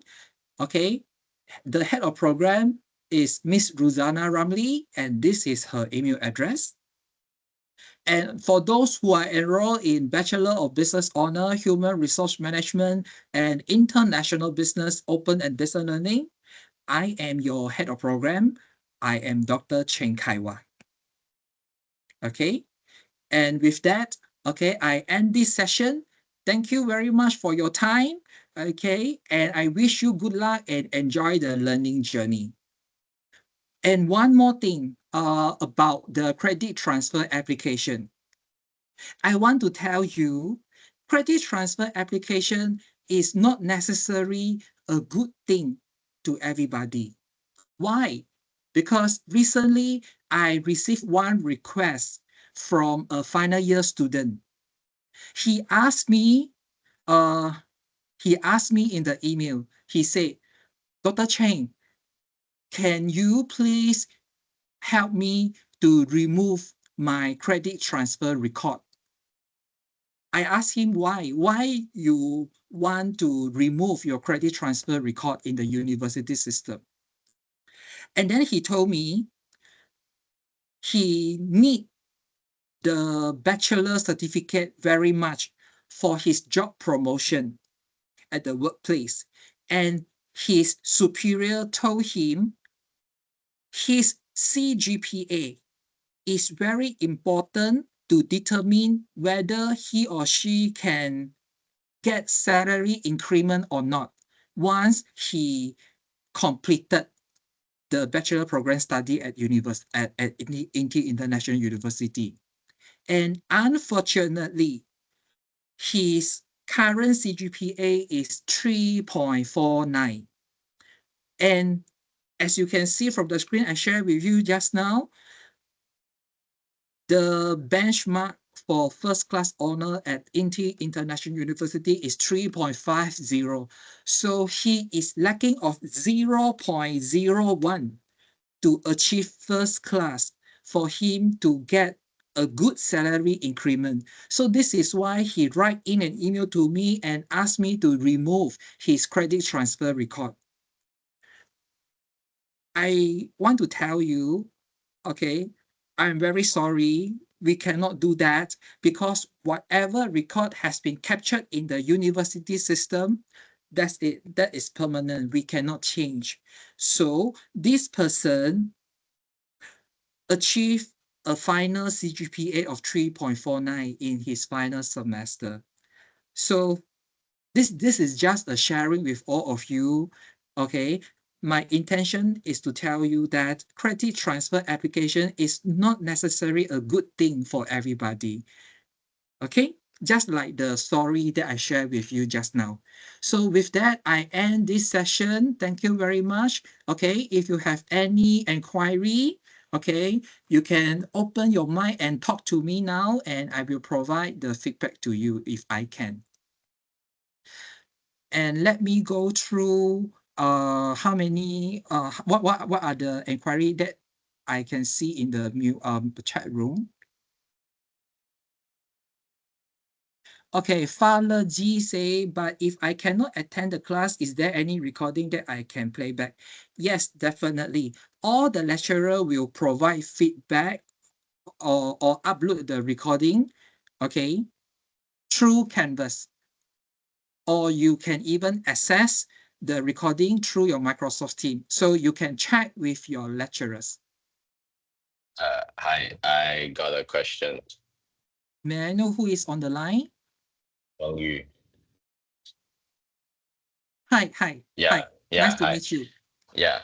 I got a question. Like, is there any duration we need to finish the quiz? Like, if I can't attend like on the spot, like, is there like how long does it take the duration to finish the quizzes? Very good question. Okay, Yeah. for the duration of quiz, right? Actually, we already standardized the duration across the courses, which is starting from week 2 until week 6. You will be given 4 weeks to complete the quiz, okay? And then uh please refer back to your course lecturer about the Mm, exact duration. But the okay. time frame we provide to all the courses is from week 2 until week 6. Okay, I see. And just to be sure, like, they have discussion as well, right? Okay. And Uh, it depends on how does the lecturer design your course material, because different mm, lecturer has different style, right? Some yeah, I see. Yeah, some lecturer But may request you to do group presentation, but some mm, lecturer may not request you to do group presentation. So it depends on the lecturer, how they design their course material. I see, I see, I see. But just to be clarify everything, like if I can't attend the classes, like let's say my work is like I have OT and some stuff happening, like is there anything like we need? Is there any like or discussion quizzes that we need to do on the spot? No, Also, definitely is no. everything they have a some time frame for us to finish the quizzes now? Exactly. But Okay. I think in a good manner, right? Maybe you can inform your lecturer Mm, earlier if you really cannot make it. But they will try to understand and extend the duration, this kind of thing. The due date is week 6. Okay. This is another thing. All the submissions will end on week 6. Mm, okay, Mm. okay, okay, good. Okay, so I hope I Yeah, answer your questions. yeah, yeah, yeah. That's Okay, thank you. Thanks. Hi. Thanks a lot. May I know who is on the line? Yeah, hi, doctor. This is Wei Chi on the line. Wei Chi. Hi. Hi. I do have a questions regarding the credit transfers, right? Could you share us the email for the faculty? Like, who do we direct to? Yeah. Normally for credit transfer, right, you can directly send your email to your head of program. Oh, okay. Because right, when I log into my online enrollment portal, so I can only see that my title is a Bachelor of Business. So for the major, right, how can I confirm that and so that I direct to the right program faculty head? Yeah. Yeah, thank you, Wei Chi, for the question. Actually, it is already stated on your offer letter. Oh, okay. Okay, Thank you thank so you, Wei much. Chi. And another questions would be yesterday's right. I received an email to my this email address, right? About the enrollment for May 2025, sorry. So as you mentioned that for term one, there's nothing that we need to do because all the programs already fixed, right? So is it mean that Exactly. we can ignore that email? Exactly, because this is your first modular terms, right? So the officer has already completed all the procedure for you. But starting from your second modular terms onwards, you have to do it yourself according to the manual given in your new student registrations package. Okay, great. Thank you so much for your reply. Okay, thank you, Wei Chi. Any other inquiries before we go to PTPTN briefing? Hi, Santia. Hi, sir. Can you hear me? Yes. Just now when you were showing the QR regarding the marketing or any major, right? The QR to be scanned. I mean, like when I scan it, I couldn't get it. Can I see it again or something? Oh, sure. May I know what is your major? Marketing. Marketing. I saw your comment just now. For marketings, right? Your head of program just prepare a one-page document for all of you. Sure. But Mm. when I scanned it, I couldn't even go in. So can I Oh, get the okay. yeah, so Let's sorry. try. Let's try Yeah. one more round. Okay. Marketing, right? Yeah, you are right. Okay, hold on.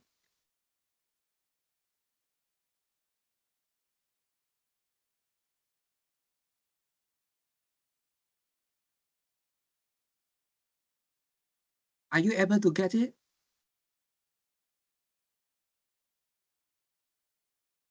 Yeah, I could get it. Thank you a lot. Yeah. Okay, thank you, thank you, Santia. Okay, any others questions?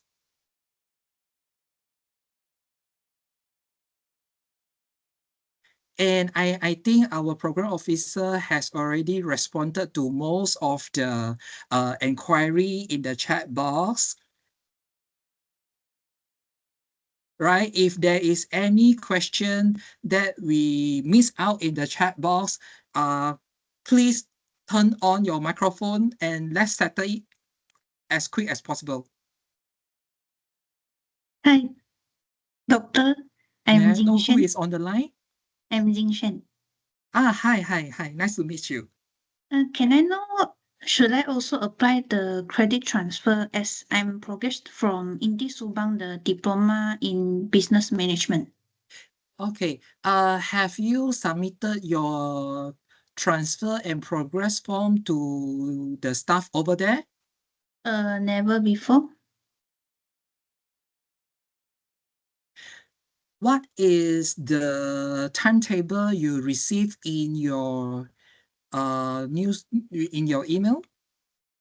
Can you tell me? Timetable, I'm in the major in HR, just like, HR. yes. What are the courses given to you in your first modular term? And let me check. It seemed like just now present at the slide. May I know the code?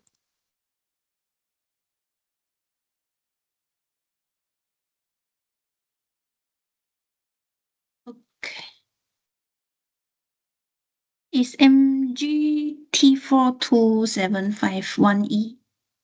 Yeah, okay. That means your credit transfer applications has been submitted by your previous college to me. I already received.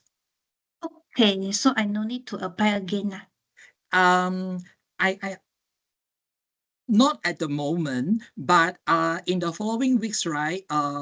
I will send in an email to those who already submitted certain documents to your education counselor. I will send in an email to you regarding the credit transfer application form.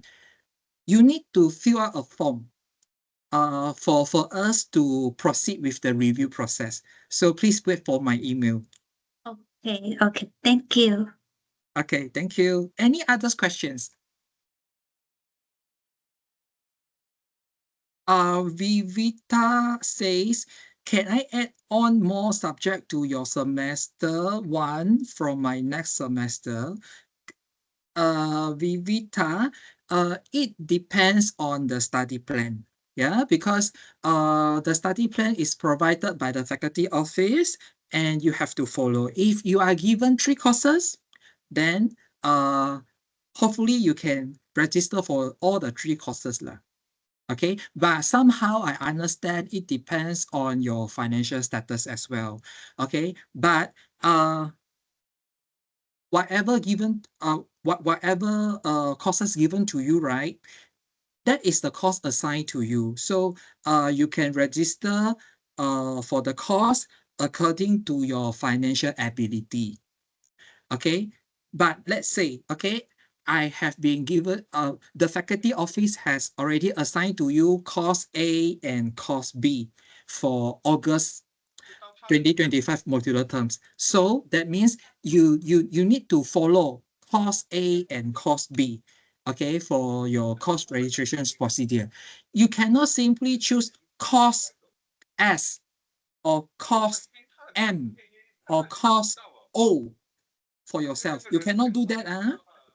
Okay, Vipita, I hope I answer your questions. Ari Yun says, if I have not yet received the enrollment form and study timetable, does it mean that the school has not yet received my credit transfer form? First of all, okay, you need to check your email address, whether you have already received your offer letter. If you already received your offer letter, definitely you will receive a series of documents in the same email as well. So please check your email, Erin Yun. Okay, next, Lim Sin E. Doctor, when can I know whether my credit transfer application is success? Since I'm doing this by contacting consultant. Hopefully by the end of this year. Okay, so you may follow up with your head of program if you do not receive any reply starting from January 2026. Okay, Cindy? Okay, let me check. Are there any questions that we missed out? If we miss out your question, I think it is better if you can open your mic and talk to us directly here. Moi Kwan asks, if I cannot attend the class, should we need email and inform our head of program in advance? No. Moi Kwan, you just need to send an email to your lecturer, not your head of program, because head of program is not your lecturer. So please send an email to your lecturer, okay, to inform that you are unable to attend certain virtual consultation session on what date. That is enough. Not your head of program. Your head of program only in charge for your deferment form, your withdrawal form, your credit transfer review process, and study plan. That's all. Okay, Moi Kwan, please make it clear. Send an email to your lecturer, not your head of program. All right? Okay, anything else? Tan Jingxuan, hi, should I also apply for credit transfer as I progress from INTI Subang Diploma in Business Management? Okay, ladies and gentlemen, if you completed your diploma in any other INTI college branches for your diploma, okay, if you check your timetable,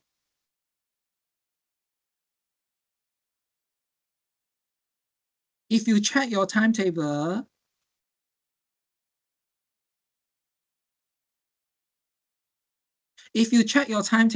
and your timetable mention the course that you are going to attend in May 2025 modular term are MGT 4275-1E, Managing Innovation and Change, and FIN 4217-1E, International Trade Finance. That means we already know that you are in the credit transfer list. Okay? So I hope I answer your questions. Okay, next one.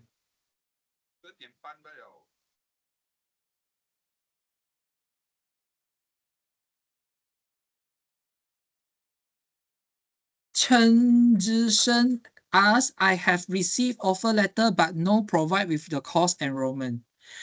Yes, Zhishen, because you are in your first modular term, so the officer has already completed the process for you. Okay, so starting from the next modular term, you will receive the course enrollment email from your faculty office to complete the course registrations procedure. Okay, starting from next modular term. Okay, Zhishen. Santia asks, is attendance mandatory? Okay, even though attendance is not mandatory, okay, but it doesn't mean that you just leave your course in this way. Am I right? Okay, so I hope I answered your question. Anything else? Okay, Irene Yun asks, I cannot find my student ID in the offer letter. Kindly need your advice. Okay, student ID, right? Please check the staff directory just now. Who you supposed to approach for student ID? Office of Admissions and Record, OAR, right? So this is another example. Okay, please ask your inquiry to the correct office. Okay, so I hope I answered your question. Vanessa asks, being on the credit transfer list doesn't mean I have been approved yet, right? Yes, Vanessa, exactly. Very true. It is still in the pending status. Okay. And then June asks, may I know where I can find the recording for this session? Very good question. So next week, okay, starting from Monday onwards, okay, you will be able to review or replay this video recording from the CCL portal. Next Monday, not today and tomorrow, because today and tomorrow is not working day. Okay, June, I hope I answered your question. So I think that's all for today, right? No more other inquiries,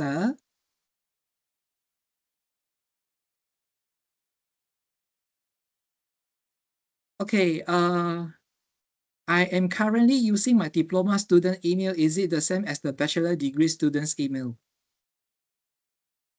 May I know where you graduated from?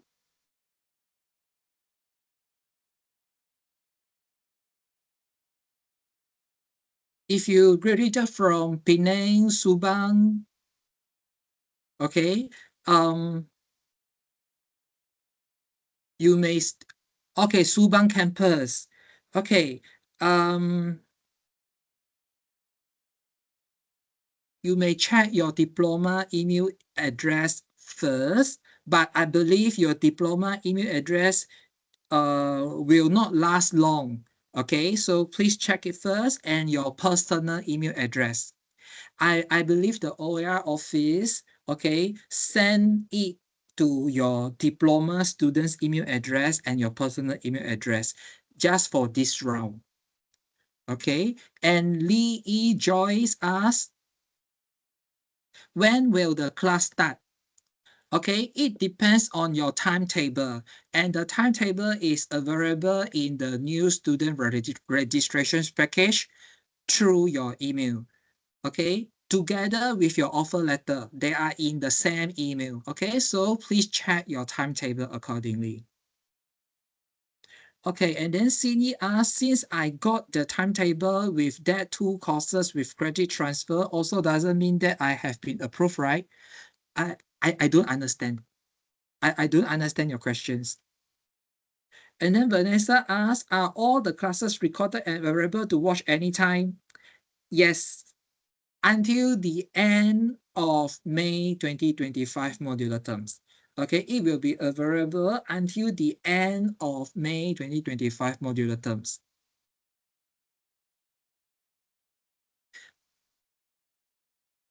Okay, I think that's all for today.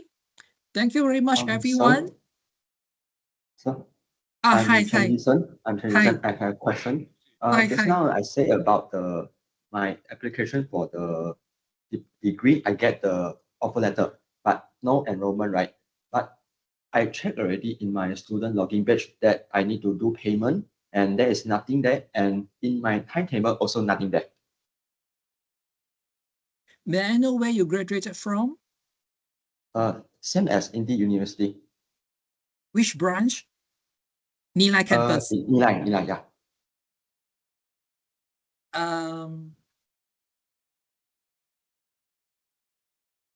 Please check again in Monday morning. If you're still unable to trace it by 12 p.m. Monday, please write in an email to our program officer for assistance. Okay? Okay, thank you. Wei Chi asks, just wait for email updates for the result. Correct. How about the student card arrangement? Who can I contact? This one.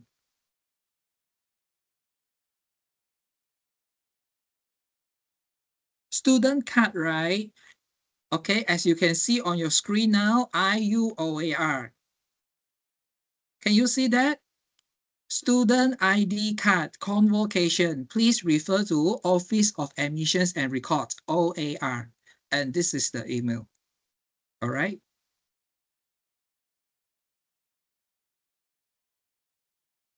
Chi Ying asks, I received the timetable that has CDC 2204. I think it should be CSC, CSC 2204-1E and BUS 2200E. But previously, I studied diploma at INTI Subang, so means that I do not have any credit transfer.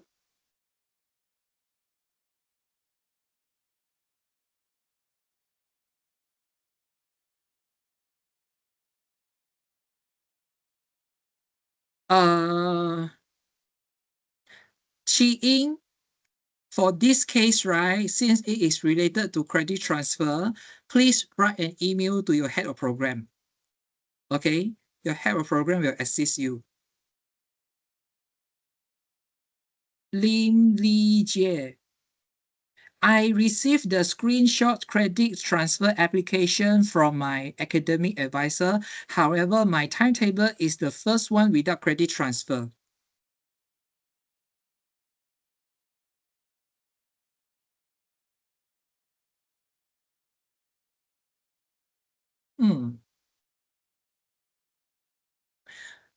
Ladies and gentlemen, I want to tell you, okay,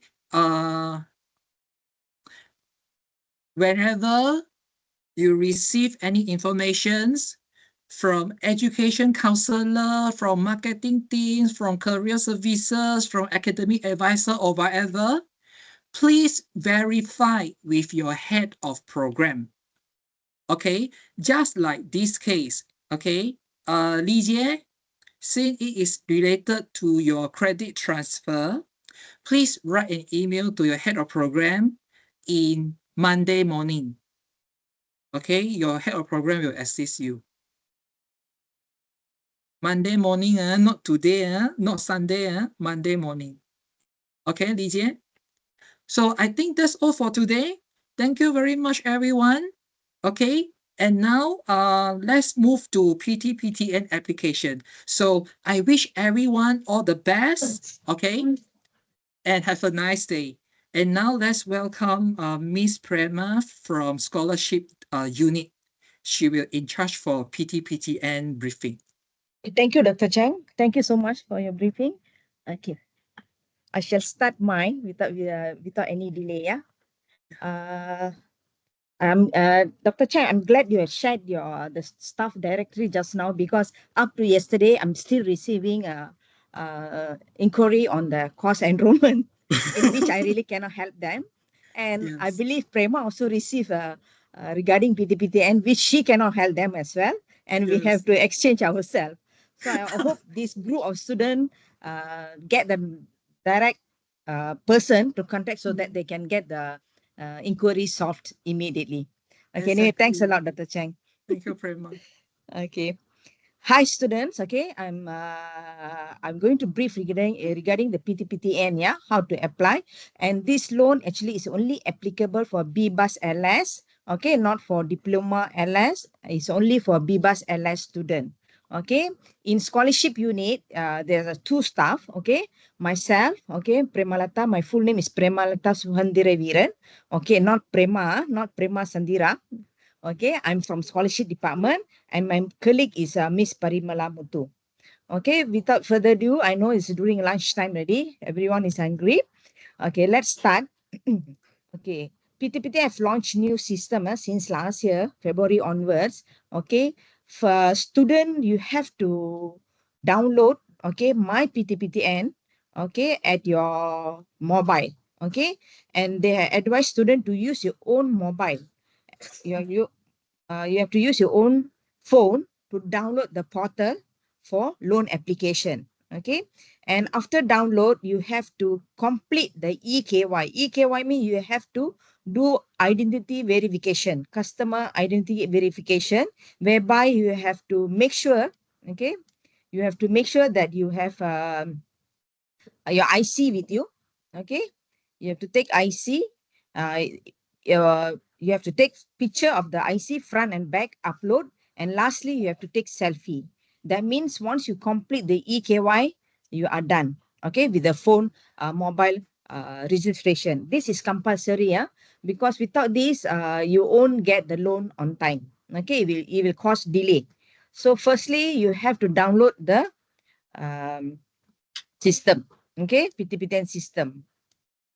Okay, once you download my PTPTN portal, yeah, and this is how they view you through your mobile. Okay, and the next one will be your my PTPTN dashboard view through web. Okay, PTPTNs encourage students to apply for the loan. Use your laptop. You have to download through mobile, but yes, but you cannot apply loan through your mobile, yeah, because you cannot see the whole picture. You have to use your laptop, okay, to view the whole picture in order for you to apply. And whatever I'm showing you just now, the PTPTN dashboard view web, this is very important, whereby you can see Pautan Pantas. Okay, this is the main page whereby you have to click one by one for your steps, what you need to do, right? And remember this, because students say, Miss, I already buy PIN number, but I don't know where's the application form. You have to go back to Pautan Pantas and click accordingly to the system. Okay, and let's go through the summary. Let's go through the summary. For new application, this is regardless whether you have borrowed loan during for your diploma, right? Or during your diploma, you have to apply again for your degree, because this is the different cost and different quantum. Okay. For you have to download, as I mentioned, you have to download my PTPTN portal. Okay. And then complete Daftar my PTPN, complete the EKY. Right. Secondly, as a peminjam, semak jadual permohonan. No worry, I will let you know when the application open. Okay. And then lengkapkan permohonan pendaftaran. That means you have to key in the application form. Okay. During the application, you have to upload. There's only one document you need to upload, which is offer letter. Yeah. Make sure you have your offer letter. OER already sent your offer letter. You check your email. Okay. Soft copy already emailed to all the students. Upload your offer letter. There's only one page, 1 or 2 pages. You can upload the PDF format. Okay. And then you as a student, your responsibility to check whether your loan has been approved or not. Okay. And then as a peminjam, once the loan approved, you have to make payment for the stamp duty, which is 20 ringgit and 5 ringgit for the tanda tangan signature. Okay. Total is 25 ringgit. After that, you have to send back. It's all via online, yeah. Just click using the click button. Just click it, okay, and wait for PTPTN 1 or 2 working days for them to approve, and then PTPTN will send back the agreement via online, okay, and you can check the agreement via online with your signature, digital signature, and PTPTN signature, and then the next step is just wait for the payment. This is the whole process, summary of the process, yeah, how you go need to go about it. Okay, what you need, okay, before you apply, what you need, okay, firstly you must have offer letter, program offer letter.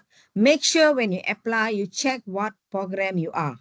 You can laugh when I'm saying there's a student, they apply for marketing, but when they apply for marketing, but actually they are HR, human resource management. So PTPT reject the application because the letter they upload is totally different what they choose in the system. So make sure you know what program you are applying, okay, what you're going to study, and make sure it's the same, yeah. If you are marketing, please apply for marketing because the major is totally different for PTPTN point of view, okay.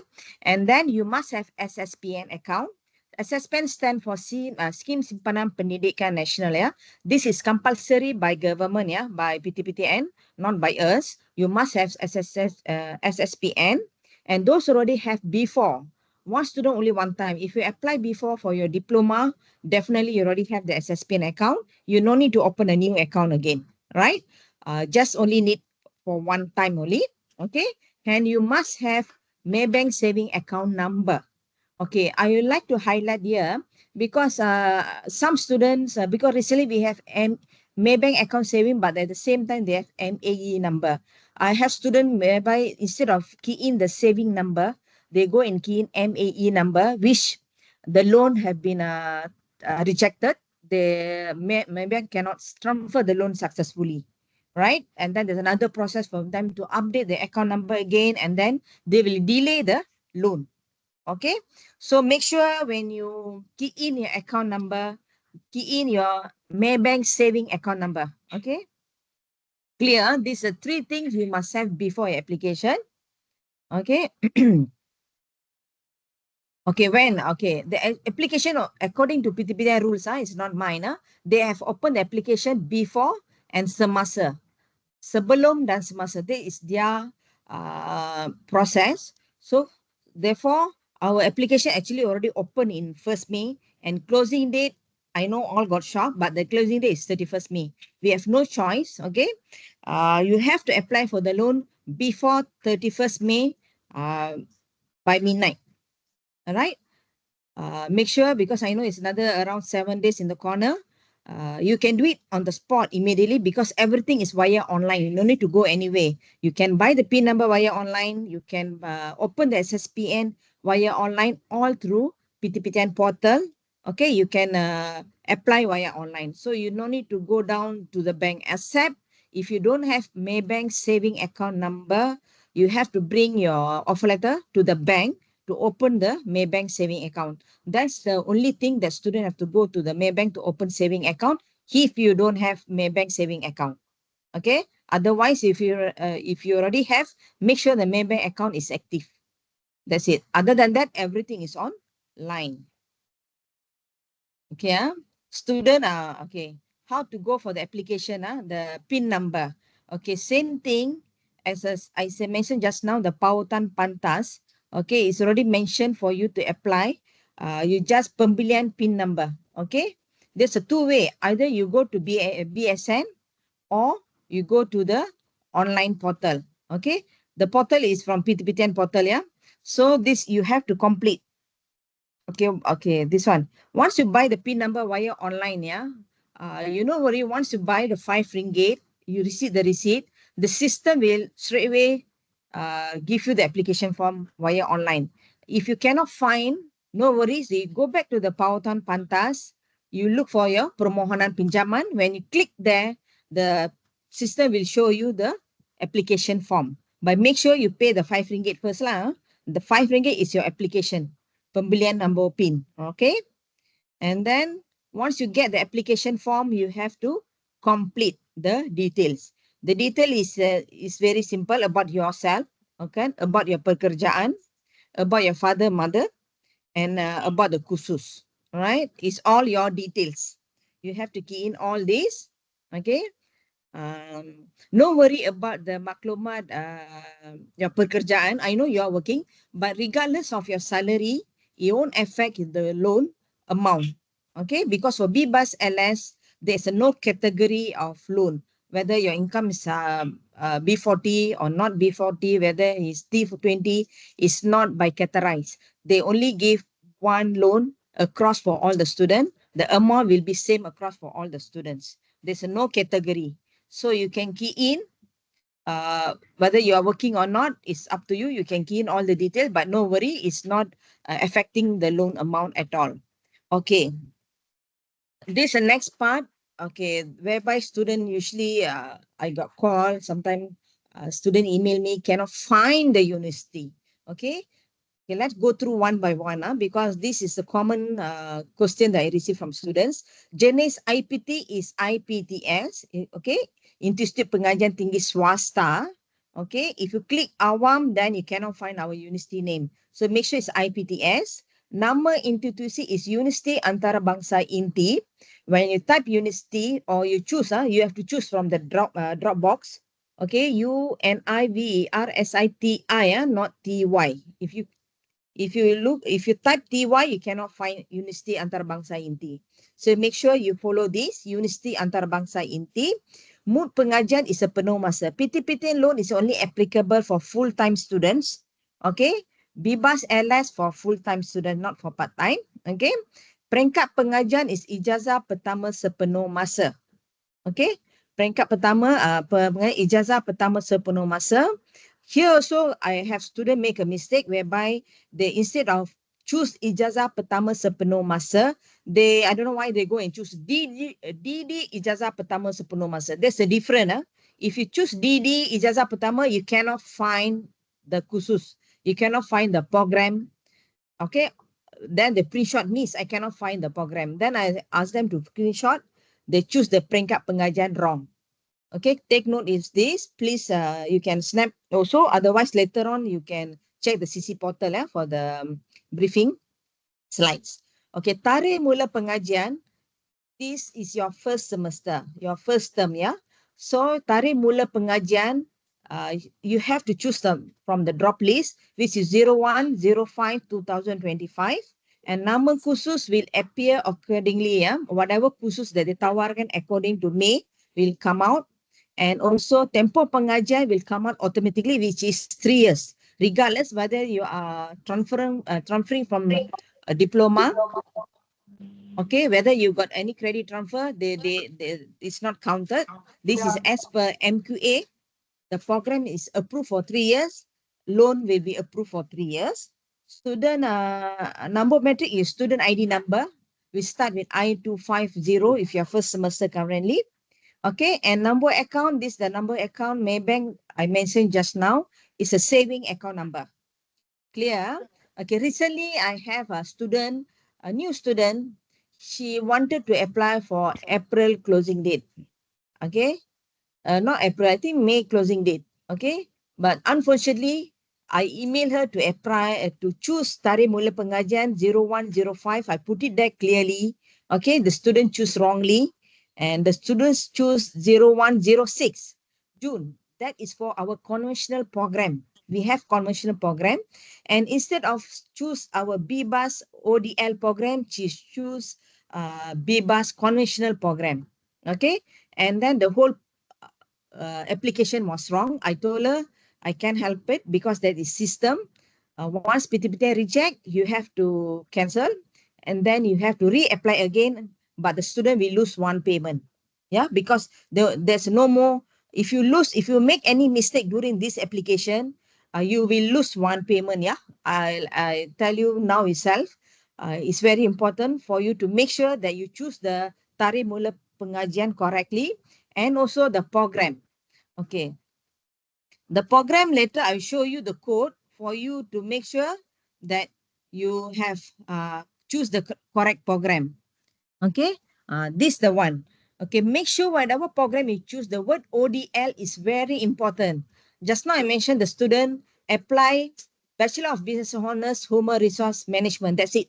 No ODL because she choose conventional program which is offered in June intake. Yeah, which is offered in June intake. So this is the program that offer in May, right? So make sure the program you choose got ODL at the back, right? This is common mistake the student makes. Okay, then the next step, you have to upload your offer letter. Okay, as mentioned just now, you have to upload your offer letter. Make sure the size is correctly, is clear and easy to read, is in PDF format, okay? And lastly, before you click the button hantar, make sure you go through again the whole application, make sure everything is correct, especially your butiran kursus. Then only you click the button here before the 30th May, 30 or 31st May, right? Don't wait for last minute. If you can, you can apply start from tomorrow onwards, yeah? Okay, this is after the loan approved. Okay, yeah? This is after the loan approved. Why the students saying they can't see the slides? Others can see, right? Anyone? Everyone can see my slides? Can, okay, great. So maybe the laptop, I think. Okay. This is after the loan approval. Okay, some of you might reject, as I mentioned just now, they might reject rejection from PTPTN if they kesilapan cawangan, kesilapan IPTS, kesilapan peringkat pengajian, kesilapan mood pengajian, tarikh mula pengajian. If the document upload is not clear, PTPTN will reject your application. So make sure you do correctly. And then what you need to do, okay, the closing date is on 31st, right? So what you need to do, you have, as a student, I won't receive anything from PTPTN. You apply, you have to check, right? You have to check whether the loan approved on 7 days later. That means on 7 July onwards, okay? 7 June onwards, okay? You can start login your My PTPTN portal and check your status. Currently, once you apply, the system say permohonan anda sedang diproses. But on 7 June onwards, the system will change to permohonan anda telah diluluskan. Okay? So that is your responsibility to check whether your loan has been approved or not. Okay? And because I won't receive, I cannot remind student on to check. Okay. The lastly, okay, this is the display of the agreement. Okay, once you log in, you check your agreement. You already receive your agreement, yeah? You receive your agreement. There's 14 pages to 16 pages. Once you check everything, the lastly, you can see the two buttons. One for you to submit the agreement via online, which I encourage all of you to do that via online. Okay. If you want to print out and submit by hand, you can do that. But before that, you have to go to Lembaga Hasil Dalam Portal, online portal, to buy the stamp hasil in Lembaga Hasil Dalam Negeri.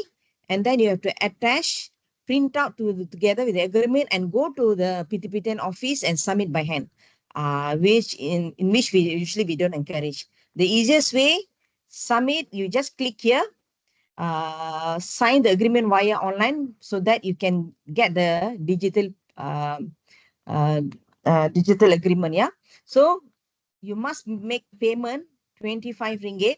Okay. Stamp hard sale 20 and 5 ringgit via online. Everything is via online. Okay. You have to make the payment. Because some student, I even noticed some student, once they thought the application loan is approved, they just leave it like that. They did not pay the 25 ringgit, right? They thought loan approved, the money will come. They just sit there and wait for the money. No, you have to pay 25 ringgit for the duty stamp, 20 ringgit and digital signature. And then you will click the, you can see the yellow color lah, click digital.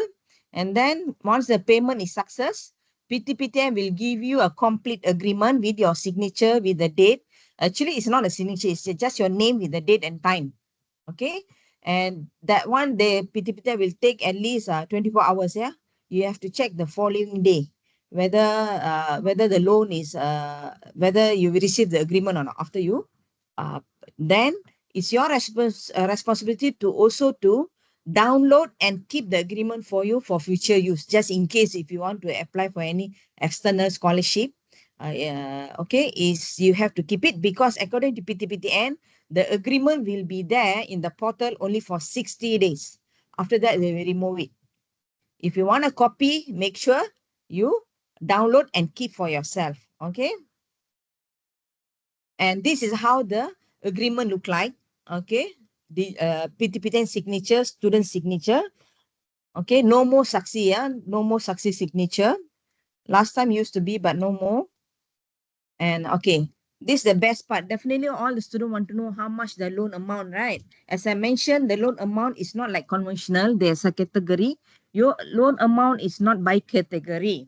Okay, I would like to mention here, because this is up to today, I got received email. Every term students sending email, why my loan is not there for March intake and October intake. Okay, for your information, PTPTN across Malaysia, there's only one system, which is semester system. Even though you have INTI have BBUS LS 5 terms in a year, yeah, PTPTN system only cater 1 year, 3 semesters. So they don't have separate system for us, for BBUS LS student. Across Malaysia, only one system. Therefore, when you look at your agreement, they will put there approval for 9 semester. 1 year, 3 times. Okay, 3 years is 9 times. Okay, each time you will receive 1,820. If per year is 5470, total loan for 3 years will be 16,410. Okay, the next question I used to receive is for diploma student. I know you have cost exemption, whereby you will complete studies in 2 years or 2.5 years, but the loan will be released by semester, by which I mentioned just now, 1 year 3 times. Okay. Okay, this is failure of payment. Okay, 1 year 3 times. Okay, make sure, that means, what I'm about to say, sorry. Okay, 1 year 3 times. Okay, now we go to next one. I totally forgot. Oh, for diploma student. Okay, diploma student, I think probably I haven't take my lunch right. That's why. Okay, for diploma student, if you study for 2 years, okay, the loan will be released only for 2 years. No result, no payment, yeah? Clear? No result, no payment. So because every semester, I have to release your payment based on your result. If you got GPA 2.0, then only your loan will be released by PTPTN. If you deferred, if you did not sit for exam, if no results, PTPTN will suspend your loan at a particular semester and you won't get back the loan. Okay? So when you pay back, you only pay back the total amount you received. Same goes for diploma to degree student. If you study for 2 years, you complete your studies 2 years, the third year, no result, no payment. So when you pay back loan, you only pay back the total amount you received, not total amount approved. Clear? Not total amount approved. Okay, this is loan payment failure. As I mentioned just now, if your account number wrong, your IC number wrong, your loan, your Maybank account is not active. Okay, and make sure you key in Maybank saving account under your personal one. Not joint account. Okay, it cannot be joint account with your parents, not a current account. Okay, this is the reason of the loan failure. Application for April already closed. May. As I mentioned just now, 31st May is the closing date. Your loan will be approved 7 to 8 June. Okay. Agreement. Take note of this. PTPTN, you must click the button, make the payment 25 ringgit, yeah, for the duty stamp and the digital signature before 16th of June. Don't delay. Okay. Because the agreement no more valid. After 1 month, the agreement will not, after 14 days, the agreement will not valid. Okay. And then if you submit the agreement by 16th of June, the expected date of first loan payment is 7 or 8 July. This is the loan payment date for your first semester upon approval. Understand? If you want the loan to receive within the same month, okay, I have one tips here. Once you receive the approval, 7 to 8 June, you submit, you sign, pay the 25 ringgit within 10 of June, okay, within 10 to 11 of June, you might receive the loan on 24th of June, okay, 24th of June. If you delay, you will receive on the following month, which is 7, 8 July. It's up to you, yeah. The faster, the better, because you receive the loan earlier. Okay, you must get GPA, as I mentioned just now, GPA, because 1 year, 3 times we have to send your results. Make sure you have results with GPA 2.0. Do not defer your semester. Deferment, no result, no payment, right? I already mentioned just now. And okay, this is up to today. I got your senior all still asking me for loan. Why never receive loan for March intake and also for October intake? 1 year, as I mentioned, 1 year only 3 payment, 1,820, around 1,820. Okay, is on for your next. Okay, for first semester already mentioned just now. Second semester will be on 24th August 2025. Next year will be 24th January 2025, and then 24th May, and then again 24th August. 1 year, 3 payment. Okay, and this loan, okay, will be direct to student account, not to INTI account. So please take note that regardless of your enrollment date, for January, May, and August intake, or March or October intake, you must pay the tuition fee, okay, according to the finance timeline, in order to avoid the late charges, the auto drop, and so on, because the loan is not to INTI account, is your personal account, right? If you pass GPA, the loan will be direct to your personal account according to this date. And I repeat, it's only 1 year, 3 times. Because I got students keep on asking for March intake and October intake. Okay. And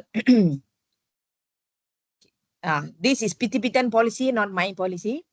Up to today, I still got student, ECs, BBAS, LS student to apply for first class exemption.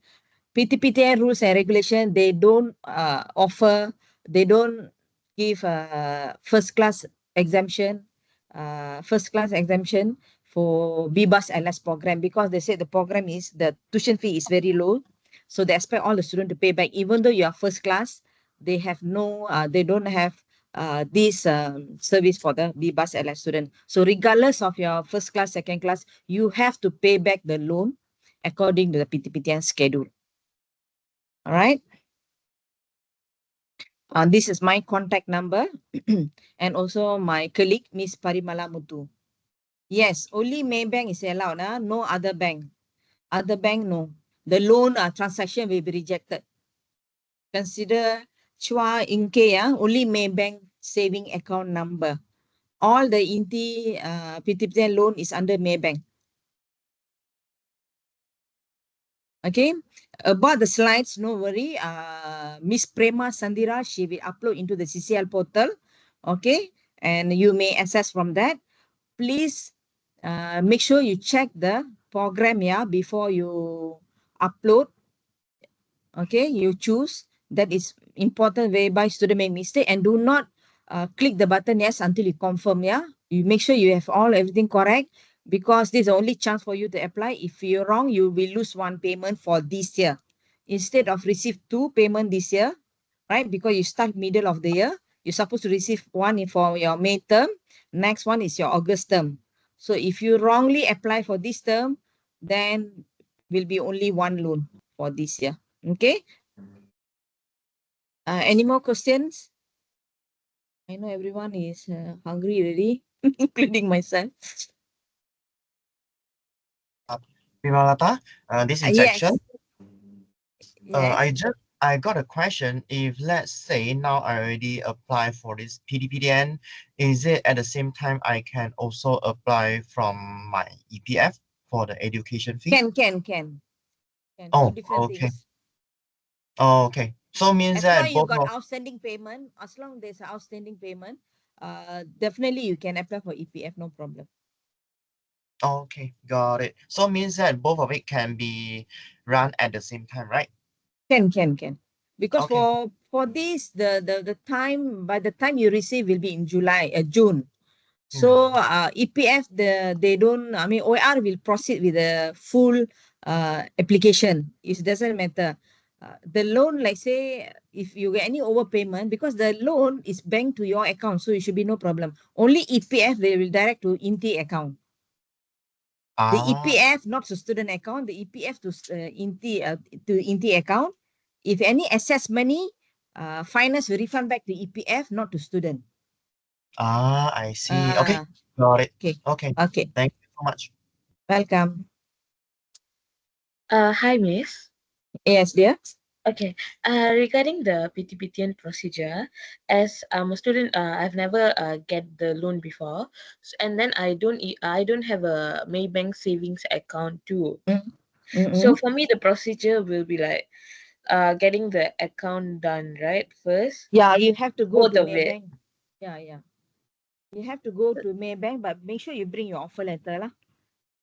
Yeah.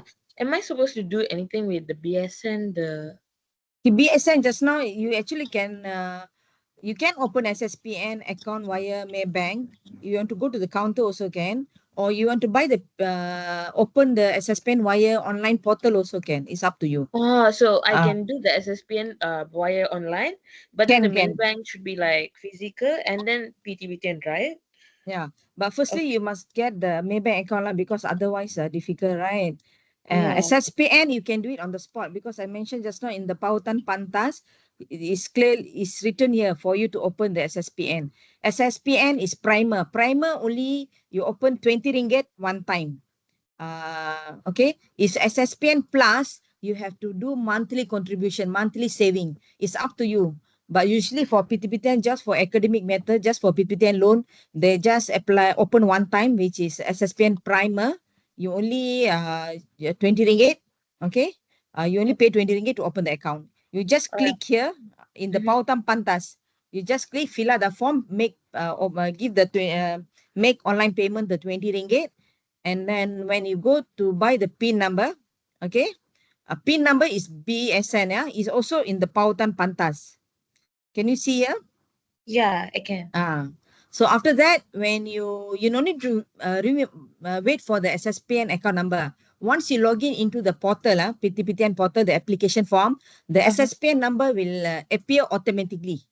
Once you key in your IC number, the number will come automatically. So you don't need to go and find where's the account number and so on. You only need to open.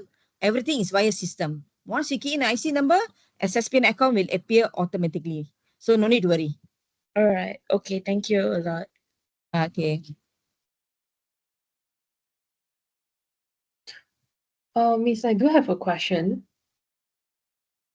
Yes, Max is here. Yeah, because for PTPTN, right, I used to borrow it before and I already clear off all the debts, right? So for this application, do I need to still apply for a new SSPN account, or can I check whether my previous SSPN account is still active? Your loan is PTPTN loan, is it? For your diploma, is it?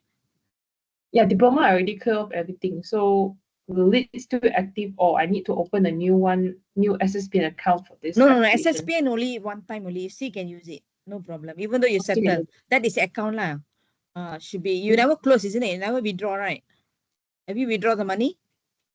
I'm not so sure, but can Okay, I check then it? you the can check it application? via online through the SSPN portal here.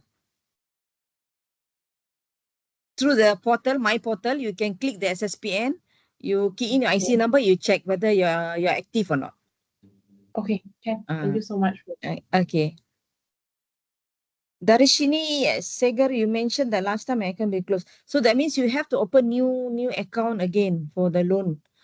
You have to open Maybank account. That's why I'm saying you have to bring your offer letter and see what the bank said lah. Right? But that is mandatory to open the Maybank saving account.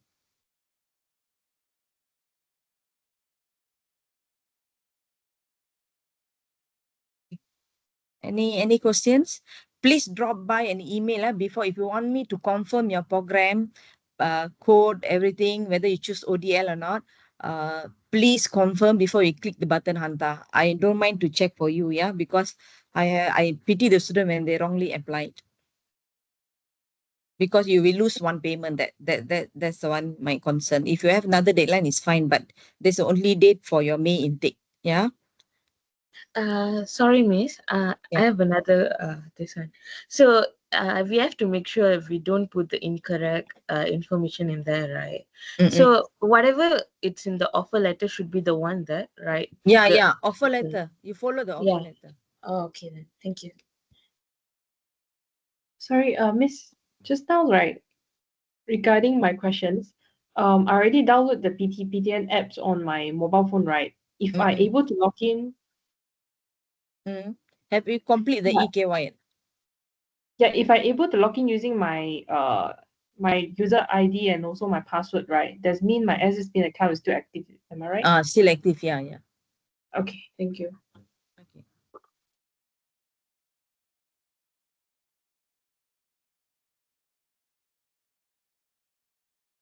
Okay. For who's the marketing? For who is the marketing course? Can be Chu Chong Hee, I don't understand. Because regarding regarding the program is totally, you must refer to the faculty as Dr. Cheng mentioned just now, to refer to the head of program. Regarding PTPTN, you always have to refer to me lah, to the scholarship unit.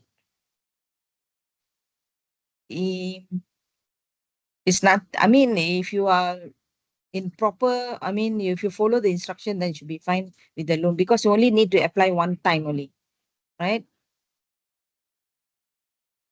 Hi, Miss. Yes.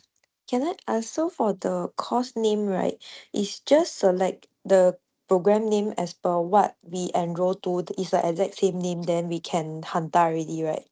Yeah, but make sure it's a ODL at the back lah, because that's the only one differentiate with the conventional and LS. But for May intake, usually you cannot be confused because your tarikh mula pengajian 01/05/2025. So it's not conflict with the June intake. Usually January and August student, they make mistake because when they click that, they can see both program will appear. For May intake, usually you don't need to worry because once you put the correct tarikh mula pengajian, okay, it should appear only these 4 courses and other diploma and also other diploma and this degree. As long as there's ODL, then it's correct. As long as Thank ODL, then you. it's correct. Thank you. Make sure, but the major also same lah. If you're marketing, you're supposed to Sure. choose marketing. Thank you. All right.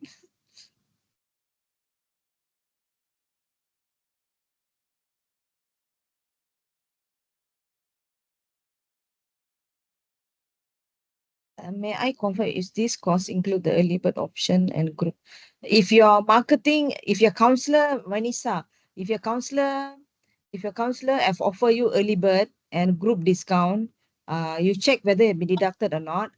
Give me maybe on Tuesday, I guess. Tuesday, you can start check your statement whether the discount or whatever your counselor mentioned to you has been given or not. If it's not there, you can email me, drop me an email. I will check with your counselor. All right. Regarding any discount matter, you always can refer to me as well.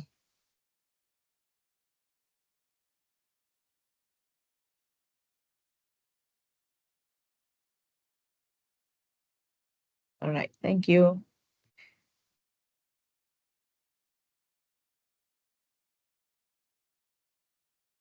Okay, I think that's all, I think. Okay, thank you so much. If any inquiries, kindly drop by emails, right? Just now I give either myself or Miss Pari. We will be able to assist you. Okay, it's my email.